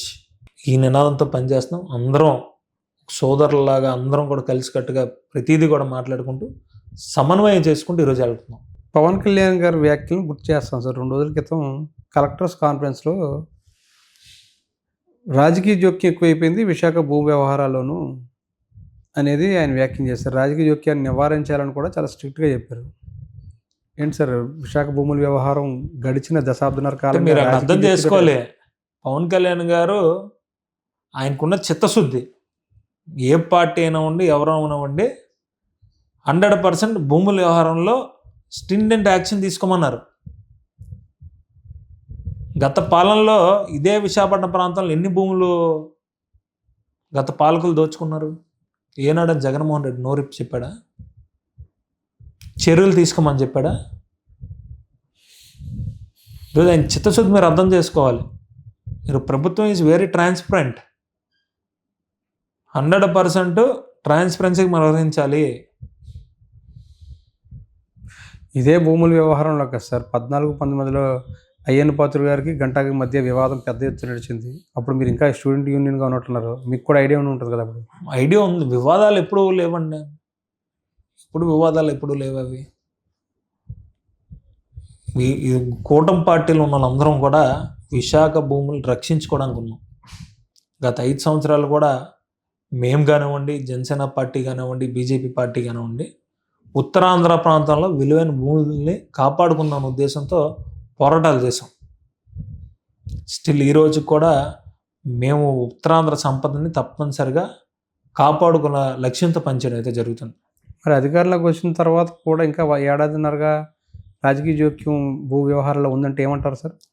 రాజకీయ జోక్యం ఉన్నది అంటే ఇప్పుడు అంటే జోక్యం చేసుకునే వాళ్ళు కూడా ఎవరైనా అధికార పార్టీకి సంబంధించిన వాళ్ళు ఉంటారు. సాధారణంగా అఫీషియల్స్ మీరు అలాగెందుకు అనుకోవాలి? ప్రతిపక్ష పార్టీలు అనుకోవచ్చు కదా, ప్రతిపక్ష పార్టీలు కూడా చేయొచ్చు కదా. వాళ్ళ మాట వినే ఆఫీసర్లు ఉన్నారని అయితే మేము అనుకోం కదా సార్. ఇప్పుడు సాధారణ కలెక్టర్స్ కాబట్టి, జాయింట్ కలెక్టర్స్ కాబట్టి అధికార పార్టీ మాట్లాడతారు. కానీ సార్ ఒక మాట చెప్తా, రాజకీయ నాయకుడి జీవితం ఎలా ఉంటుందంటే పచ్చని చెట్టు లాంటిది. Very clear. ఒక పొలిటికల్ లీడర్ హిస్టరీ ఎలా ఉంటుందంటే మన జీవిత హిస్టరీ పచ్చని చెట్టు లాంటిది. వాడు పవర్లో ఉన్నప్పుడు అంటే ఒక పచ్చని చెట్టు కింద పచ్చగా ఉన్నప్పుడు మంచి ఎండ కాస్తున్నప్పుడు అందరూ కూడా కింద నీడ పొందుతారు. అదే చెట్టు కనుక ఎండిపోతే ఎవడైతే నీడ పొందాడో కనీసం వాటర్ కూడా పోయాడు. సో పవర్లో ఉన్నాం కదా అని అన్ని మా మీద బురద వేసేస్తే అవ్వదు. ఎండిన చెట్టు కూడా అప్పుడప్పుడు పడుతూ ఉంటుంది రోడ్డు మీద. సో దాన్ని మీరు ఆ విధంగా కూడా ఆలోచించవచ్చు. అంటే మీ పార్టీకి సంబంధించిన ప్రజాప్రతినిధులు ఎవరు కూడా భూ వ్యవహారాలు తలదూర్చట్లేదు. ఎవరు దూర్చరండి, ఎప్పుడు కూడా దూర్చరు. It's very clear. Very clear. మీరు పచ్చని చెట్టు చూడాలి, ఎండిన చెట్టు కూడా చూడాలి. అటువంటి సీఎం గారు అసలు ఒప్పుకోరు. ఆ మాట పవన్ కళ్యాణ్ గారి నోటి వెంట వినగానే కొంచెం మీ ఉత్తరాంధ్ర ప్రజలలో అంటే ఉత్తరాంధ్ర ప్రజాప్రతినిధుల్లో కొంత ఉలిక్కిపాటు రాలేదు సార్ అసలు ఏమీ? అలాంటిది ఏం లేదండి. ఎందుకంటే ఎవరన్నా మేము చేస్తే కదా, తప్పు చేస్తే కదా. మా ఎమ్మెల్యేలు కానీ మా ఎంపీలు కానీ ఎవరు కూడా ప్రజల కోసం పనిచేసేవాళ్ళు కానీ ప్రజల దగ్గర దోచుకుని వాళ్ళ భూములు దోచుకోవడం కోసం పనిచేసే ప్రజాప్రతినిధులు ఎవరు లేరు మా దగ్గర. ఇంకోటి సార్, మంగళవారం వచ్చిందంటే అప్పులు చేయడమే మన రాష్ట్రంలో మనం 7.5 కాలంగా చూస్తున్నాం. గతంలో చూస్తేనేమో మీరు అప్పుల రాష్ట్రం అయిపోయింది, 5 లక్షల కోట్లు 10 లక్షల కోట్లు అప్పులు చేసేసారు, రాష్ట్రాన్ని ఏమో శ్రీలంకగా దివానాలు తీసే పరిస్థితి తీసుకొచ్చారని చెప్పి కామెంట్ చేసింది మీరే. విద్యార్థి దగ్గర మీరు కూడా అప్పుడు రాష్ట్ర అధ్యక్షుడిగా కామెంట్ చేశారు, టీఎన్ఎస్ఎఫ్ రాష్ట్ర అధ్యక్షుడు. మరి మీరు అధికారంలోకి వచ్చిన తర్వాత మంగళవారం వస్తే అప్పులు చేయడమే, మరి ఇప్పుడు అప్పుల రాష్ట్రంగా మారట్లేదు సార్? మేము అప్పుల రాష్ట్రంగా ఏం మార్చలేదండి. మేము 100% రెవెన్యూ అన్నది జనరేట్ చేస్తాము. డెవలప్మెంట్ అన్నది మీరు గుర్తుపెట్టుకోవాలి. మీరు అప్పుల రాష్ట్రంగా మార్చారు మీరు అంటున్నారు. మీరు స్టేట్ డెవలప్మెంట్ మీరు ఎందుకు చూడలే? గత 5 సంవత్సరాల్లో జగన్మోహన్ రెడ్డి గారు క్యాంప్ ఆఫీసులో పఫ్ఫులకి సమోసాలకి ఎంత అయింది? దుబారా ఖర్చు ఎంత అయింది? ఇప్పుడు మీ ముఖ్యమంత్రి గారు పవన్ కళ్యాణ్ గారు తిరిగే విమాన ఫ్లైట్ల ఖర్చు ఎంత, అది కూడా చెప్తే బాగుంటుంది కదా సార్? 100% సార్, అందులో డౌట్ లేదు. వాళ్ళు తిరిగే ఖర్చు అన్నీ మేము ట్రాన్స్పరెంట్గా చెప్తున్నాంగా. మేము ఎక్కడ కూడా లెక్కలేం దాయట్లేగా. అన్నీ కూడా ప్రభుత్వం సమకూరుస్తుంది అంతే తప్ప దానికి సంబంధించి అప్పుడు పప్పులు సమోసాలు ఖర్చు అయినా ఇప్పుడు విమానాలకు సంబంధించిన ఖర్చు అయినా అది ప్రజలదే కదా సార్. అప్పుడైనా ఇప్పుడైనా మాట చెప్తున్నాను, గుర్తుపెట్టుకోండి. అప్పుడు చేసిన దుబారా ఖర్చు, వీళ్ళు ప్రజల కోసం తిరుగుతున్నారు కాబట్టి ప్రజాధనం ఖర్చు అవుతుంది. వాళ్ళేమి వ్యక్తిగత పర్యటనలు చేయట్లేగా, వ్యక్తిగతంగా తిరగట్లేగా. సంపద సృష్టి అని ఇప్పుడు సంపద సృష్టించాలి అని పదే ముఖ్యమంత్రి గారు చెప్తున్నారు. మరి అటువంటిది అప్పులు సృష్టిస్తున్నారు కానీ సంపద సృష్టించట్లేదు అనేది. మీరు సంపద మేము సృష్టించట్లేదు మీరు ఎలాగంటారు? మేము అన్నీ చేస్తున్నాం, డెవలప్మెంట్ చేస్తున్నాము, సంపద సృష్టిస్తున్నాము. అన్నీ కూడా గవర్నమెంట్ అంతా కూడా చాలా ప్రోయాక్టివ్గా వర్క్ చేస్తుంది. అన్నీ కూడా ఇంక త్వరలో అన్నీ కూడా ఒక 2 yearsలో మీకు కనబడుతుంది అంతా. మిమ్మల్ని గతంలో 19-24 మధ్యలో కొంతమంది అధికారులు ఇబ్బంది పెట్టారు. పోలీస్ అధికారులు మిమ్మల్ని అరెస్ట్ చేయడం కావచ్చు, అరెస్టులు చేయడం కావచ్చు, అక్రమ అరెస్టులు కావచ్చు. ఏవైనా వాళ్ళందరి మీద మళ్ళీ మీరు చర్యలు తీసుకున్నారా సార్ అధికారంలోకి వచ్చిన తర్వాత? అటువంటి తీరు, అటువంటి మనస్తత్వం ఉన్నది కాదు. ఇప్పుడు వాళ్ళు చేసిన తప్పు కాదు కదండి. పైనుంచి చెప్పారు గత ప్రభుత్వం ప్రణవ్ మీద కేసు పెట్టండి, ప్రణవ్ని అరెస్ట్ చేయండి, ప్రణవ్ని తిప్పండి, ప్రణవ్ని కొట్టండి. వాళ్ళు పెట్టిన ప్రెషర్. ఓ ఉద్యోగుల మీద కక్ష తీర్చుకునే అవసరం మాకు లేదు, నాకు అసలు లేదు. కానీ ఇప్పుడు ఐపీఎస్ అధికారులు ఎవరైతే ఉన్నారో, జిల్లా ఎస్పీలు కావచ్చు, చాలామంది ఐపీఎస్ అధికారులు కావచ్చు, కాకి చొక్కా తొడుక్కున్న విధంగా ప్రవర్తిస్తున్నారు. ఆ విధంగా వాళ్ళు ప్రభుత్వం కంటే పార్టీకి తగ్గట్టుగా వ్యవహరిస్తున్నారు అనేది ఆరోపణలు వస్తున్నాయి సార్. మరోవైపున కొంతమంది ఆఫీసర్లు ఎవరైతే ఉన్నారో వాళ్ళకి ఇంకా పోస్టింగ్లు ఇవ్వలేదు, కొంతమంది నిజాయితీగా ఉన్న ఆఫీసర్లు కూడా పోస్టింగ్ దక్కలేదు అనేది. ఇప్పటికీ చాలామంది ఐపీఎస్ ఆఫీసర్లు ఖాళీగా పోస్టింగ్లు లేకుండా ఉన్నారనేది అది కూడా ఉంది. ఏం చెప్తారు ఈ రెండింటికి? పోలీస్ శాఖ కానివ్వండి, అందరూ కూడా ఈరోజు గర్వంగా వాళ్ళ డ్యూటీ వాళ్ళు చేసుకోగలుగుతున్నారు ఈ రాష్ట్రంలో. అంటే వాళ్ళ స్వేచ్ఛ, లా అండ్ ఆర్డర్ని అమలు చేస్తూ ఈరోజు చేసిన పరిస్థితి, ప్రజల కోసం పనిచేసిన పరిస్థితి ఈరోజు పోలీసులు. గత పాలనలో తీసుకున్నట్టయితే ఏ పోలీస్ స్టేషన్లో అనేక ఫిర్యాదుదారులు ఉండేవారు. పోలీసులు కనీసం వెళ్ళి ఆ ఫిర్యాదుల సమస్యలు పట్టించుకునే సమయం వాళ్ళకి ఉండేది కాదు. ఎప్పుడు చూసినా ప్రణవ్ గోపాల్ ఇంటికి వెళ్ళాలి, లేకపోతే ఇంకో ఎమ్మెల్యే గారి ఇంటి దగ్గరికి వెళ్ళాలి, అక్కడ బందోబస్తు అయ్యాలి, ఇక్కడ బందోబస్తు అయ్యాలి అనే విధంగా ఉండేది. ఈరోజు పోలీసు వాళ్ళ డ్యూటీ వాళ్ళు చేసుకుంటున్నారు, స్టేట్లో లా అండ్ ఆర్డర్ని కాపాడుతున్నారు. ప్రతి ఒక్క దాంట్లో కూడా పోలీస్ శాఖ ఈరోజు పూర్తి స్థాయిగా వాళ్ళ బాధ్యత రాజకీయాలకు అతీతంగా నిర్వహిస్తున్నారు. నేను ఇంకొకటి చూశాను సార్, మొన్న పేపర్లో చూశాను. హోంమంత్రి ఆయన అమిత్ షా గారు రాష్ట్రానికి ఒక లేఖ రాసినట్టుగా, అందులో ఆంధ్రప్రదేశ్ రాష్ట్రంలో పోలీసులు స్పందించిన తీరు చూస్తే కనుక 25 నిమిషాలు, ఏదైనా ఒక క్విక్ రెస్పాన్స్ చూస్తే కనుక 25 నిమిషాల సమయం అంతా పడుతుంది. అదే వేరే రాష్ట్రాలు చూస్తే కనుక 10, 12, 8 నిమిషాలు అలా పట్టిన సందర్భాలను ఉదహరిస్తూ లెటర్ రాసినట్టుగా చూశాను. మీరు చూస్తే చాలా స్వేచ్ఛగా పని చేయిస్తున్నారు, మా ప్రభుత్వం చాలా స్వేచ్ఛగా పనిచేయడానికి అవకాశం ఇస్తుంది, పోలీస్ అధికారులు స్వతంత్ర నిర్ణయాలు తీసుకున్నారన్నారు. ఇక్కడ చూస్తే ఆ లెటర్ బట్టి చూస్తే మనం ఎక్కడో కింద ప్లేస్లో ఉన్నాం. దానికి సంబంధించి హోంమంత్రి గారు మాట్లాడతారులేండి. ఓకే, మీరు ఇంకోటి ఋషికొండ ప్యాలెస్ దగ్గరికి వెళ్ళి కొంత హడావిడి చేశారు లాస్ట్ గవర్నమెంట్లో. ఆ ప్యాలెస్ తోటి డిస్కషన్ ఏంటి, మీరు ఆ సమయంలో అరెస్టులు కూడా గట్టిగానే మిమ్మల్ని చేసినట్టున్నారు. ఏంటి సార్, ఏం చేయబోతున్నారు ఇప్పుడు ఋషికొండ ప్యాలెస్ని ఏం చేయబోతున్నారు? దాని మీద ఆల్రెడీ కమిటీ వేయడం కూడా జరిగింది కదా, మీకు కూడా ఐడియా ఉంది. కమిటీ వేసి ప్రజలు ఏదైతే కోరుకుంటున్నారో దాన్ని ఏం చేయాలని కోరుకుంటున్నారో దాన్ని తప్పనిసరిగా ప్రజాపరంగా దాన్ని మారుద్దాని ఉద్దేశంతో గౌరవ ముఖ్యమంత్రి గారి ఆలోచన ఉంది. త్వరలో దాని మీద కూడా నిర్ణయం తీసుకుంటుంది ప్రభుత్వం. ఇంకా అంటే ఎటువంటి అంశం రావచ్చు అంటారు సార్? అంటే ఇప్పుడు చాలా పెద్ద పెద్ద సంస్థలు వస్తున్నాయి, మేమేమో 300 కోట్ల రూపాయలు, 250 కోట్ల రూపాయలతో అంతర్జాతీయ స్థాయిలో తీర్చిదిద్దే విధంగా మేము ఒక అంటే కన్వెన్షన్ సెంటర్ కావచ్చు, లేదంటే పెద్ద పెద్దగా అంటే టూరిజంకి ఉపయోగపడే విధంగా మేము తీర్చిదిద్ది కట్టాము. వీళ్ళు 300 కోట్లు పెట్టి యోగా పేరుతోటి, యోగాంధ్ర పేరుతోటి దుబారా ఖర్చు చేశారనేది మొన్న ముఖ్యమంత్రిగా మాజీ ముఖ్యమంత్రి జగన్మోహన్ రెడ్డి గారు అన్నమాట.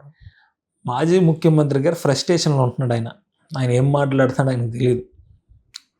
ఎప్పుడు కూడా ఫ్రస్ట్రేషన్తోనే ఉంటాడు. ఎందుకంటే ఆయనకి ఆ ఫ్రస్ట్రేషన్ లెవెల్స్ ఆ స్థాయిలో ఉన్నాయి.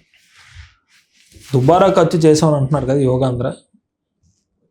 ఈరోజు అనేక దేశాలు ఆంధ్ర రాష్ట్రం వైపు చూసే. ఈరోజు విశాఖపట్నం ప్రాంతానికి గత పాలనలో మోడీ గారు ఎప్పుడైనా వచ్చారండి? ప్రధానమంత్రి గారు ఎప్పుడైనా వచ్చారా? ఈరోజు మోడీ గారు స్వయంగా విశాఖపట్నం ప్రాంతానికి వచ్చి ఈరోజు విశాఖపట్నం ప్రాంతంతో పాటు ఆ రోజు రాష్ట్ర వ్యాప్తంగా కూడా అన్ని చోట్ల కూడా యోగాలు నిర్వహించడం జరిగింది. అంటే ముఖ్యమైన లక్ష్యం ఏంటంటే ఆరోగ్య ఆంధ్రప్రదేశ్గా మార్చాలి, తప్పనిసరిగా ప్రతి ఒక్క పౌరుడు కూడా ఆరోగ్యంగా ఉండాలనే లక్ష్యంతో ఆ రోజు యోగాంధ్ర నిర్వహించడం జరిగింది. ఆ రోజు ప్రజలందరూ కూడా మేటలు తీసుకెళ్లారు. అదేవిధంగా వాళ్ళు ఆరోగ్యంగా ఉండాలని కోరుకున్నది ప్రభుత్వం కాబట్టి దాన్ని దుబారా ఖర్చుని ఎలాగంటాడండి? ఆయన ప్యాలెస్ కట్టుకొని 500 కోట్లు పచ్చని కొండ కొట్టాడు. అక్కడ ఏపీ టూరిజం ఉండేది. ఆ టూరిజం భవనంలో ఎమ్మెల్యేలు, ఎంపీలు రికమెండేషన్ ఉండేది వెళ్ళాలంటే. అటువంటి రికమెండేషన్లు ఉన్న మంచి భవనం ప్రతి ఒక్క పర్యాటకుడు కూడా ఆనందించేవాడు. అటువంటి దాన్ని ఆయన కొండను కొట్టి, పచ్చదనాన్ని కొట్టి ఆయన ప్యాలెస్ కట్టుకున్నాడు. ఆయన జీవితకాలం ముఖ్యమంత్రి ఉంటాను అనుకున్నాడు. ప్రజలు మొట్టికి వేసి తిరిగి పంపించారు. ఉత్తరాంధ్ర ప్రజలందరూ కూడా హర్షించారు, అమ్మయ్య మా సంపద మనం కాపాడుకోగలిగామని. సో ఇవన్నీ కూడా ఆయన పూర్తిగా ఫ్రస్ట్రేషన్లో మాట్లాడే మాటలు. ఋషికొండ ప్యాలెస్ చూసారా సార్? మీరు అధికారంలోకి వస్తుంది వెళ్ళి విజిట్ చేశారా? విజిట్ చేశానండి. కమ్మోడ్లు కూడా చూశాను. కమ్మోడ్లు బాత్-టబ్బులు కూడా చూసి ఏమనిపించింది సార్? ఏమనిపిస్తుందండి, ప్రజల డబ్బు దుర్వినియోగం అయింది, బాధపడ్డా. అదే విద్యార్థులకో లేకపోతే మహిళలకో ఎవరికో ఉపయోగపడి ఉంటే సంక్షేమ పథకానికి బాగుండేది. అనవసరంగా దుబారా ఖర్చు చేసామని బాధ. ఏంటంటే మీ భవిష్యత్తు లక్ష్యం ఎమ్మెల్యే అంట. ఎమ్మెల్యేగా చూడాలనుకుని మీ అమ్మగారు మిమ్మల్ని చాలా కలలుకుంటున్నారనేది నేను విన్నా. ఏంటి సార్ మీరు ఏంటి టార్గెట్ ఎక్కడ? ఉత్తర నియోజకవర్గమా లేకపోతే ఎక్కడ సార్ టార్గెట్? సార్ నేను యాజ్ ఆఫ్ నౌ నేను విఎంఆర్డీఏ చైర్మన్గా నాకు చాలా బాధ్యతలు ఉన్నాయి. 100% అవన్నీ కూడా నేను ఫుల్ఫిల్ చేయాలి. నా మీద పెట్టుకున్న ప్రజల నమ్మకాన్ని నేను తప్పనిసరిగా ఫుల్ఫిల్ చేయడం బాధ్యత నాకు ఉంది. కాబట్టి పార్టీ ఏది ఆదేశిస్తే అది చేస్తాను. నాకు ముఖ్యమంత్రి గారి మాట, లోకేష్ గారి మాట ముఖ్యం కాబట్టి వాళ్ళు నా భవిష్యత్తు వాళ్ళ చేతిలో ఉంది కాబట్టి వాళ్ళు ఏం చెప్తాను నేను చేస్తాను అంతే తప్ప యాజ్ ఆఫ్ నౌ నేను విఎంఆర్డీఏ చైర్మన్గా నాకు చాలా రెస్పాన్సిబిలిటీస్ ఉన్నాయి. అవన్నీ నేను ఫుల్ఫిల్ చేయాలి. ఉత్తరాంధ్ర ప్రాంతంలో ఎస్పెషల్లీ వైజాగ్ చూసుకుంటే ప్రణవ్ గోపాల్ అంటే మీ పార్టీలో కొంత భయం అలజడి కనిపిస్తుంది. ఎవరి సీటుకి ఎసరు పెడతారో అనేది సీనియర్లో కూడా వినిపిస్తున్న మాట. ఈయన లోకేష్ గారికి బాగా దగ్గర, లోకేష్ గారి దగ్గరికి సన్నిహితంగా ఉంటారు. ఒకవైపున చంద్రబాబు నాయుడు గారి దగ్గర మార్కులు కొట్టేశారు. మా సీటుకి ఎసరు వస్తుందేమో అని ఒక అభద్రతా భావం కొంతమందిలో కనిపిస్తుంది. ఏం చెప్పారు? ఎవరికి లేదు సార్. నేను రేపు ఉదయాన్న మా పార్టీకి నేను పని చేయాలి. నేను మా పార్టీకి సైనికుడిని. మా పార్టీ ఏం చెప్తే నేను పని చేస్తాను అంతే. ప్రణవ్ గోపాల్ రేపు నా ఉదయం వెళ్ళి విశాఖ సముద్రంలో దూకేమన్నా దూకేస్తా. నా మెంటాలిటీ అది. నాకు పార్టీ దైవం. పార్టీ ఏం చెప్తే అది చేస్తాను అంతే. నాకు ఎమ్మెల్యేలు అవ్వాలి లేకపోతే ఇంకోటి అవ్వాలి నాకేం లేదు. నేను ఐఎమ్ వెరీ హ్యాపీ. నేను పార్టీకి నేను పని చేసుకుంటే చాలు. నాకు ఈరోజు నేను కష్టపడినందుకు నాకు పార్టీ గుర్తించి ఈ స్థాయికి తీసుకొచ్చింది. ఒక సామాన్య కుటుంబం నాది, మధ్యతరగతి కుటుంబం. ఈరోజు నాకు ఇంత గుర్తింపు ఇచ్చింది పార్టీ. నా పార్టీ నాకు ఇచ్చింది, నాకు చాలు. ప్రజల్లోంచి గెలిచిన ఎమ్మెల్యేగా చూడాలని మీ అమ్మగారి కోరిక. ఏం చెప్తారు సార్? సార్, రాజకీయాలను నేను దగ్గరగా చూస్తూ ఉంటాను కాబట్టి పైన కానీ ఎక్కడన్నా కళ్ళన్నీ కంటాం, కానీ అమలు అవ్వాలంటే కొంత కష్టం. ప్రయత్నం చేస్తే సఫలీకృతం కూడా అవుతాంగా. అంటే ఒక సామాన్యుడు రాజకీయాల్లో ఎదగాలంటే చాలా కష్టమైన పరిస్థితి. అంటే ఓ ఇటుక ఇటుక ఇటుక ఇటుక కట్టుకునే బిల్డింగ్ అవుద్ది. అలాగా ఎటువంటి రాజకీయ నేపథ్యం లేని నేను, కుటుంబం నుంచి వచ్చిన నేను ఈరోజు ఈ స్థాయికి రావడం, సో ఇవన్నీ కూడా కళ్ళు అందరూ కంటారు. అవన్నీ కూడా ముందు మనం పనిచేసే విధానం అన్నీ ఉంటాయి, పార్టీ ఆలోచనలు ఉంటాయి, పార్టీ ఈక్వేషన్స్ ఉంటాయి. అన్నీ కూడా ఒక తల్లిగా మా అమ్మగారు నా మంచి కోరారు కాబట్టి అందరూ కోరుతారు. తల్లిదండ్రులుగా మీ తల్లిదండ్రులు కూడా అనుకుంటారు మా వినాయక్ గారు బాగుండాలి, ప్రముఖ జర్నలిస్ట్ అవ్వాలి ఆంధ్ర రాష్ట్రంలో అని. అసలు మా అమ్మగారు కూడా నా ప్రొఫెషన్ అలా కోరుకొని ఉండొచ్చు. తల్లి కోరిక నెరవేరే రోజులు దగ్గరలోనే ఉన్నాయంటారా? మీకు అదే చెప్తున్నాను కదా, నేను పార్టీ సుప్రీం. పార్టీ ఏం చెప్తే చేస్తాను. ముఖ్యమంత్రి గారు ఏం మాట అంటే అది నేను చేస్తాను. ప్రణవ్ నువ్వు వెళ్ళి పని చేయంటే పని చేస్తాను, ప్రణవ్ వెళ్ళి కూర్చుంటే కూర్చుంటా. విఎంఆర్డిఏ చైర్మన్గా భవిష్యత్తులో ప్రజలకి ఎటువంటి మేలు చేయాలని మీరు ఆలోచనతో ఉన్నారు? రాబోయే సంవత్సర కాలంలో ఏ ప్రాజెక్ట్స్, ఏ టార్గెట్స్ పెట్టుకుని ఏ లక్ష్యం వైపు మీరు అడుగులు వేయబోతున్నారు? 100% 2026లో మేము ప్రజలకి అనుగుణంగా విఎంఆర్డిఏ పరిధిలో అన్ని నియోజకవర్గాలు కూడా మౌలిక సదుపాయాలు అమలు చేసుకుంటూ, ప్రజలకి మేజర్గా విఎంఆర్డీలో ఉన్నంత కూడా మౌలిక సదుపాయాలు ఎక్కువ శాతం ఉంటుంది. ఈ రోడ్స్ కానివ్వండి, గతంలో మీరు తీసుకున్నట్టయితే కొన్ని ఏళ్ల నుంచి ఉన్న సమస్య పినగాడి వేపగుంట రోడ్డు. నేను బాధ్యతలు తీసుకున్న తర్వాత ఆ సమస్య గురించి నాకు కొంత అవగాహన ఉంది కాబట్టి ఇప్పుడు మళ్ళీ ఆ రోడ్ వైండింగ్ చేస్తున్నాం. సో మేజర్గా రోడ్స్ డెవలప్మెంట్ మీద పెడతాము. అదేవిధంగా పార్క్స్ డెవలప్మెంట్ మీద పెడతాం. టూరిజం మీద ప్రత్యేకమైన దృష్టి పెడతాం. ఈరోజు టూరిజం మీద కూడా ఇప్పుడు కైలాసగిరి లాంటిది హిల్ మీద tourism will make a hub. So tourist ప్లేసులు డెవలప్ చేస్తాం. Development of Visakhapatnam is our aim. So ఆ ఎయిమ్తో అయితే VMRDA is going to work. ఒకవైపున మీకు విశాఖపట్నం కాకుండా అటు శ్రీకాకుళం, విజయనగరం, ఇటువైపున కాకినాడ జిల్లా, నాకు అనకాపల్లి జిల్లా, అనకాపల్లి అండ్ విజయనగరం ఉందండి. శ్రీకాకుళం సెపరేట్ అయిపోయింది. తుని వరకు అయిపోయింది. సుడాకి వెళ్ళిపోయింది, అది అర్బన్ అథారిటీ దానికి. సో డెవలప్మెంట్ ఆఫ్ విశాఖపట్నం మేజర్గా చేస్తాం. అనకాపల్లి డెవలప్మెంట్ చేస్తాము. సో అదేవిధంగా పాయకరావుపేట నియోజకవర్గంలో కూడా ఇటీవల మేము రోడ్ ఒకటి శాంక్షన్ చేశాము. తర్వాత విజయనగరంలో కూడా మేము పార్క్స్ డెవలప్ చేస్తున్నాం. సో ప్రజాప్రతినిధులు ఏది అడిగినా కూడా VMRDA is going ready to give anything. Development యాంగిల్లో ప్రజలకు ఏం కావాలనుకున్నా మేము చేయడానికి సిద్ధంగా ఉన్నాం. 18 నియోజకవర్గాల ఎమ్మెల్యేలు, ఎంపీలు సహకారం ఎలా ఉంది సరే మెట్రో రీజన్ డెవలప్మెంట్లో? అధికారులు, ఎస్పెషల్లీ మీరు ఇద్దరు అధికారులతో పనిచేశారు. ఒకవైపున యంగ్ అండ్ డైనమిక్ ఇద్దరు కూడా, ఒకళ్ళు విశ్వనాథన్ గారు, ఇప్పుడేమో తేజ్ భరత్ గారు. ఎలాంటి సహకారం అందుతుంది? ప్రజాప్రతినిధుల నుంచి, ఎమ్మెల్యేలు, ఎంపీల నుంచి ఎలాంటి సహకారం ఉంది మీకు? నిజంగా నేను అదృష్టంగా భావిస్తా. గౌరవ ఎమ్మెల్యేలు, గౌరవ ఎంపీలు, గౌరవ ఎమ్మెల్సీలు వీళ్ళందరూ సహకారంతోనే నేను ఈ సంవత్సర కాలం పనిచేయగలిగా. నేను చేసే ఏంటంటే నేను విద్యార్థి విభాగం నుంచి వచ్చిన వ్యక్తిని. నాకు స్ట్రైట్ అవే విఎంఆర్డిఏ బాధ్యతలు రావడం కొంత నాకు అవగాహన తక్కువ ఉంది. ఆ టైంలో నేను ఎప్పటికప్పుడు నన్ను గైడ్ చేస్తూ, ప్రణవ్ ఈ విధంగా చేస్తే బాగుంటుంది, ఈ విధంగా చేస్తే బాగుంటుంది. నేను కూడా మా సీనియర్ సలహాలు తీసుకుంటూ, మా ఎంపీలు సలహాలు తీసుకుంటూ, మా ఎమ్మెల్యేల సలహాలు తీసుకుంటూ ఈ సంవత్సరం వర్క్ చేయగలం.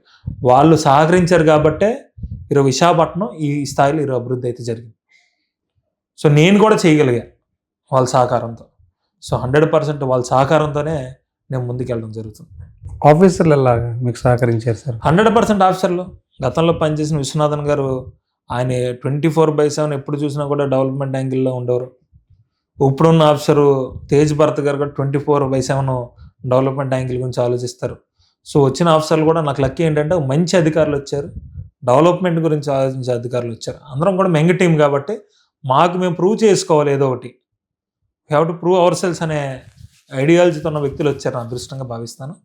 మరి ముఖ్యంగా ఈ ఉత్తరాంధ్ర ప్రాంతంలో విశాఖపట్నం కానివ్వండి, అనకాపల్లి కానివ్వండి, విజయనగరం విఎంఆర్డీఏ పరిధిలో తప్పనిసరిగా చంద్రబాబు నాయుడు గారి విజన్తో, లోకేష్ గారి ఆలోచన విధానంతో the development will be going to hear. ఇవి విశాఖ అభివృద్ధిలో విఎంఆర్డీఏ పాత్ర చాలా కీలకం సార్. ఇందులో చూస్తే కనుక మీకు ఇక్కడ రిటైర్మెంట్ అయ్యే ఉద్యోగుల సంఖ్య పెరుగుతుంది, కానీ రిక్రూట్మెంట్స్ లేదు విఎంఆర్డీలో. దానికి సంబంధించి కూడా 62 చేయమని ఆల్రెడీ ఇటీవల 62 చేస్తారేమో అన్న ఆలోచనతో కూడా మీ వాళ్ళు విఎంఆర్డీఏ ఉద్యోగులు కూడా రిప్రజెంటేషన్ చేసుకున్నారు గత ప్రభుత్వంలోనే. మళ్ళీ నేను కూడా నా దృష్టికి వచ్చింది ఇటీవల విద్యార్థి సంఘాలతో మాట్లాడి దాని మీద ఆల్రెడీ కమిటీ కూడా వేయడం జరిగింది. ఇటీవల ప్రభుత్వం కూడా త్వరలో రిక్రూట్మెంట్స్ కూడా ఉంటాయా సార్ విఎంఆర్డీకి సంబంధించి ఏమైనా? రిక్రూట్మెంట్స్ అంటే ఎంప్లాయ్మెంట్ బోర్డు ఉంటుంది కదా, మేము అఫీషియల్ నోటిఫికేషన్ ఇస్తాం, నోటిఫికేషన్ ఇచ్చే మేము అఫీషియల్గానే జరుగుతాయి. విఎంఆర్డీకి సంబంధించి చాలా కీలకమైన పొజిషన్లో మీరు ఉన్నారు. రోడ్లు, మౌలిక సదుపాయాలు, ఇంకో వైపుని చూస్తే కనుక ఎక్స్టెన్షన్ ఆఫ్ రోడ్స్ అనేది జీవీఎంసీ చేస్తుంది కొన్ని. సో ఈ కోఆర్డినేషన్ బిట్వీన్ జీవీఎంసీ అండి మీకు ఎలా ఉంది సార్? ఎందుకంటే కొన్ని చోట్ల అది వివాదాలుగా అవుతున్నాయి. సో అందుకని మేమేం చేసామంటే దీనికి సంబంధించి మేము కోఆర్డినేషన్ ఎవ్రీ మీటింగ్ మేము పెట్టుకోవడం జరుగుతుంది. మా అధికారులు కానివ్వండి, జీవీఎంసీ అధికారులు కూడా ఎవ్రీ 10 daysకి కోఆర్డినేషన్ మీటింగ్ పెట్టుకోవడం, ఎక్కడైతే ల్యాబ్సెస్ ఉన్నాయో ల్యాబ్సెస్ మాట్లాడుకుని దానికి వాళ్ళు రెక్టిఫై చేసుకుని వెళ్తున్నారు. నాకు మేయర్ గారు కూడా బాగా సహకరిస్తున్నారు. నేను మేయర్ గారు ఇద్దరం డిస్కస్ చేసుకుంటాం డెవలప్మెంట్ మీద ఏం చేయాలని. సో ఆ కోఆర్డినేషన్లో we are working a lot. Okay sir, all the best for next year, coming year for development in Vizag city. Thank you for your time, valuable time. నమస్తే.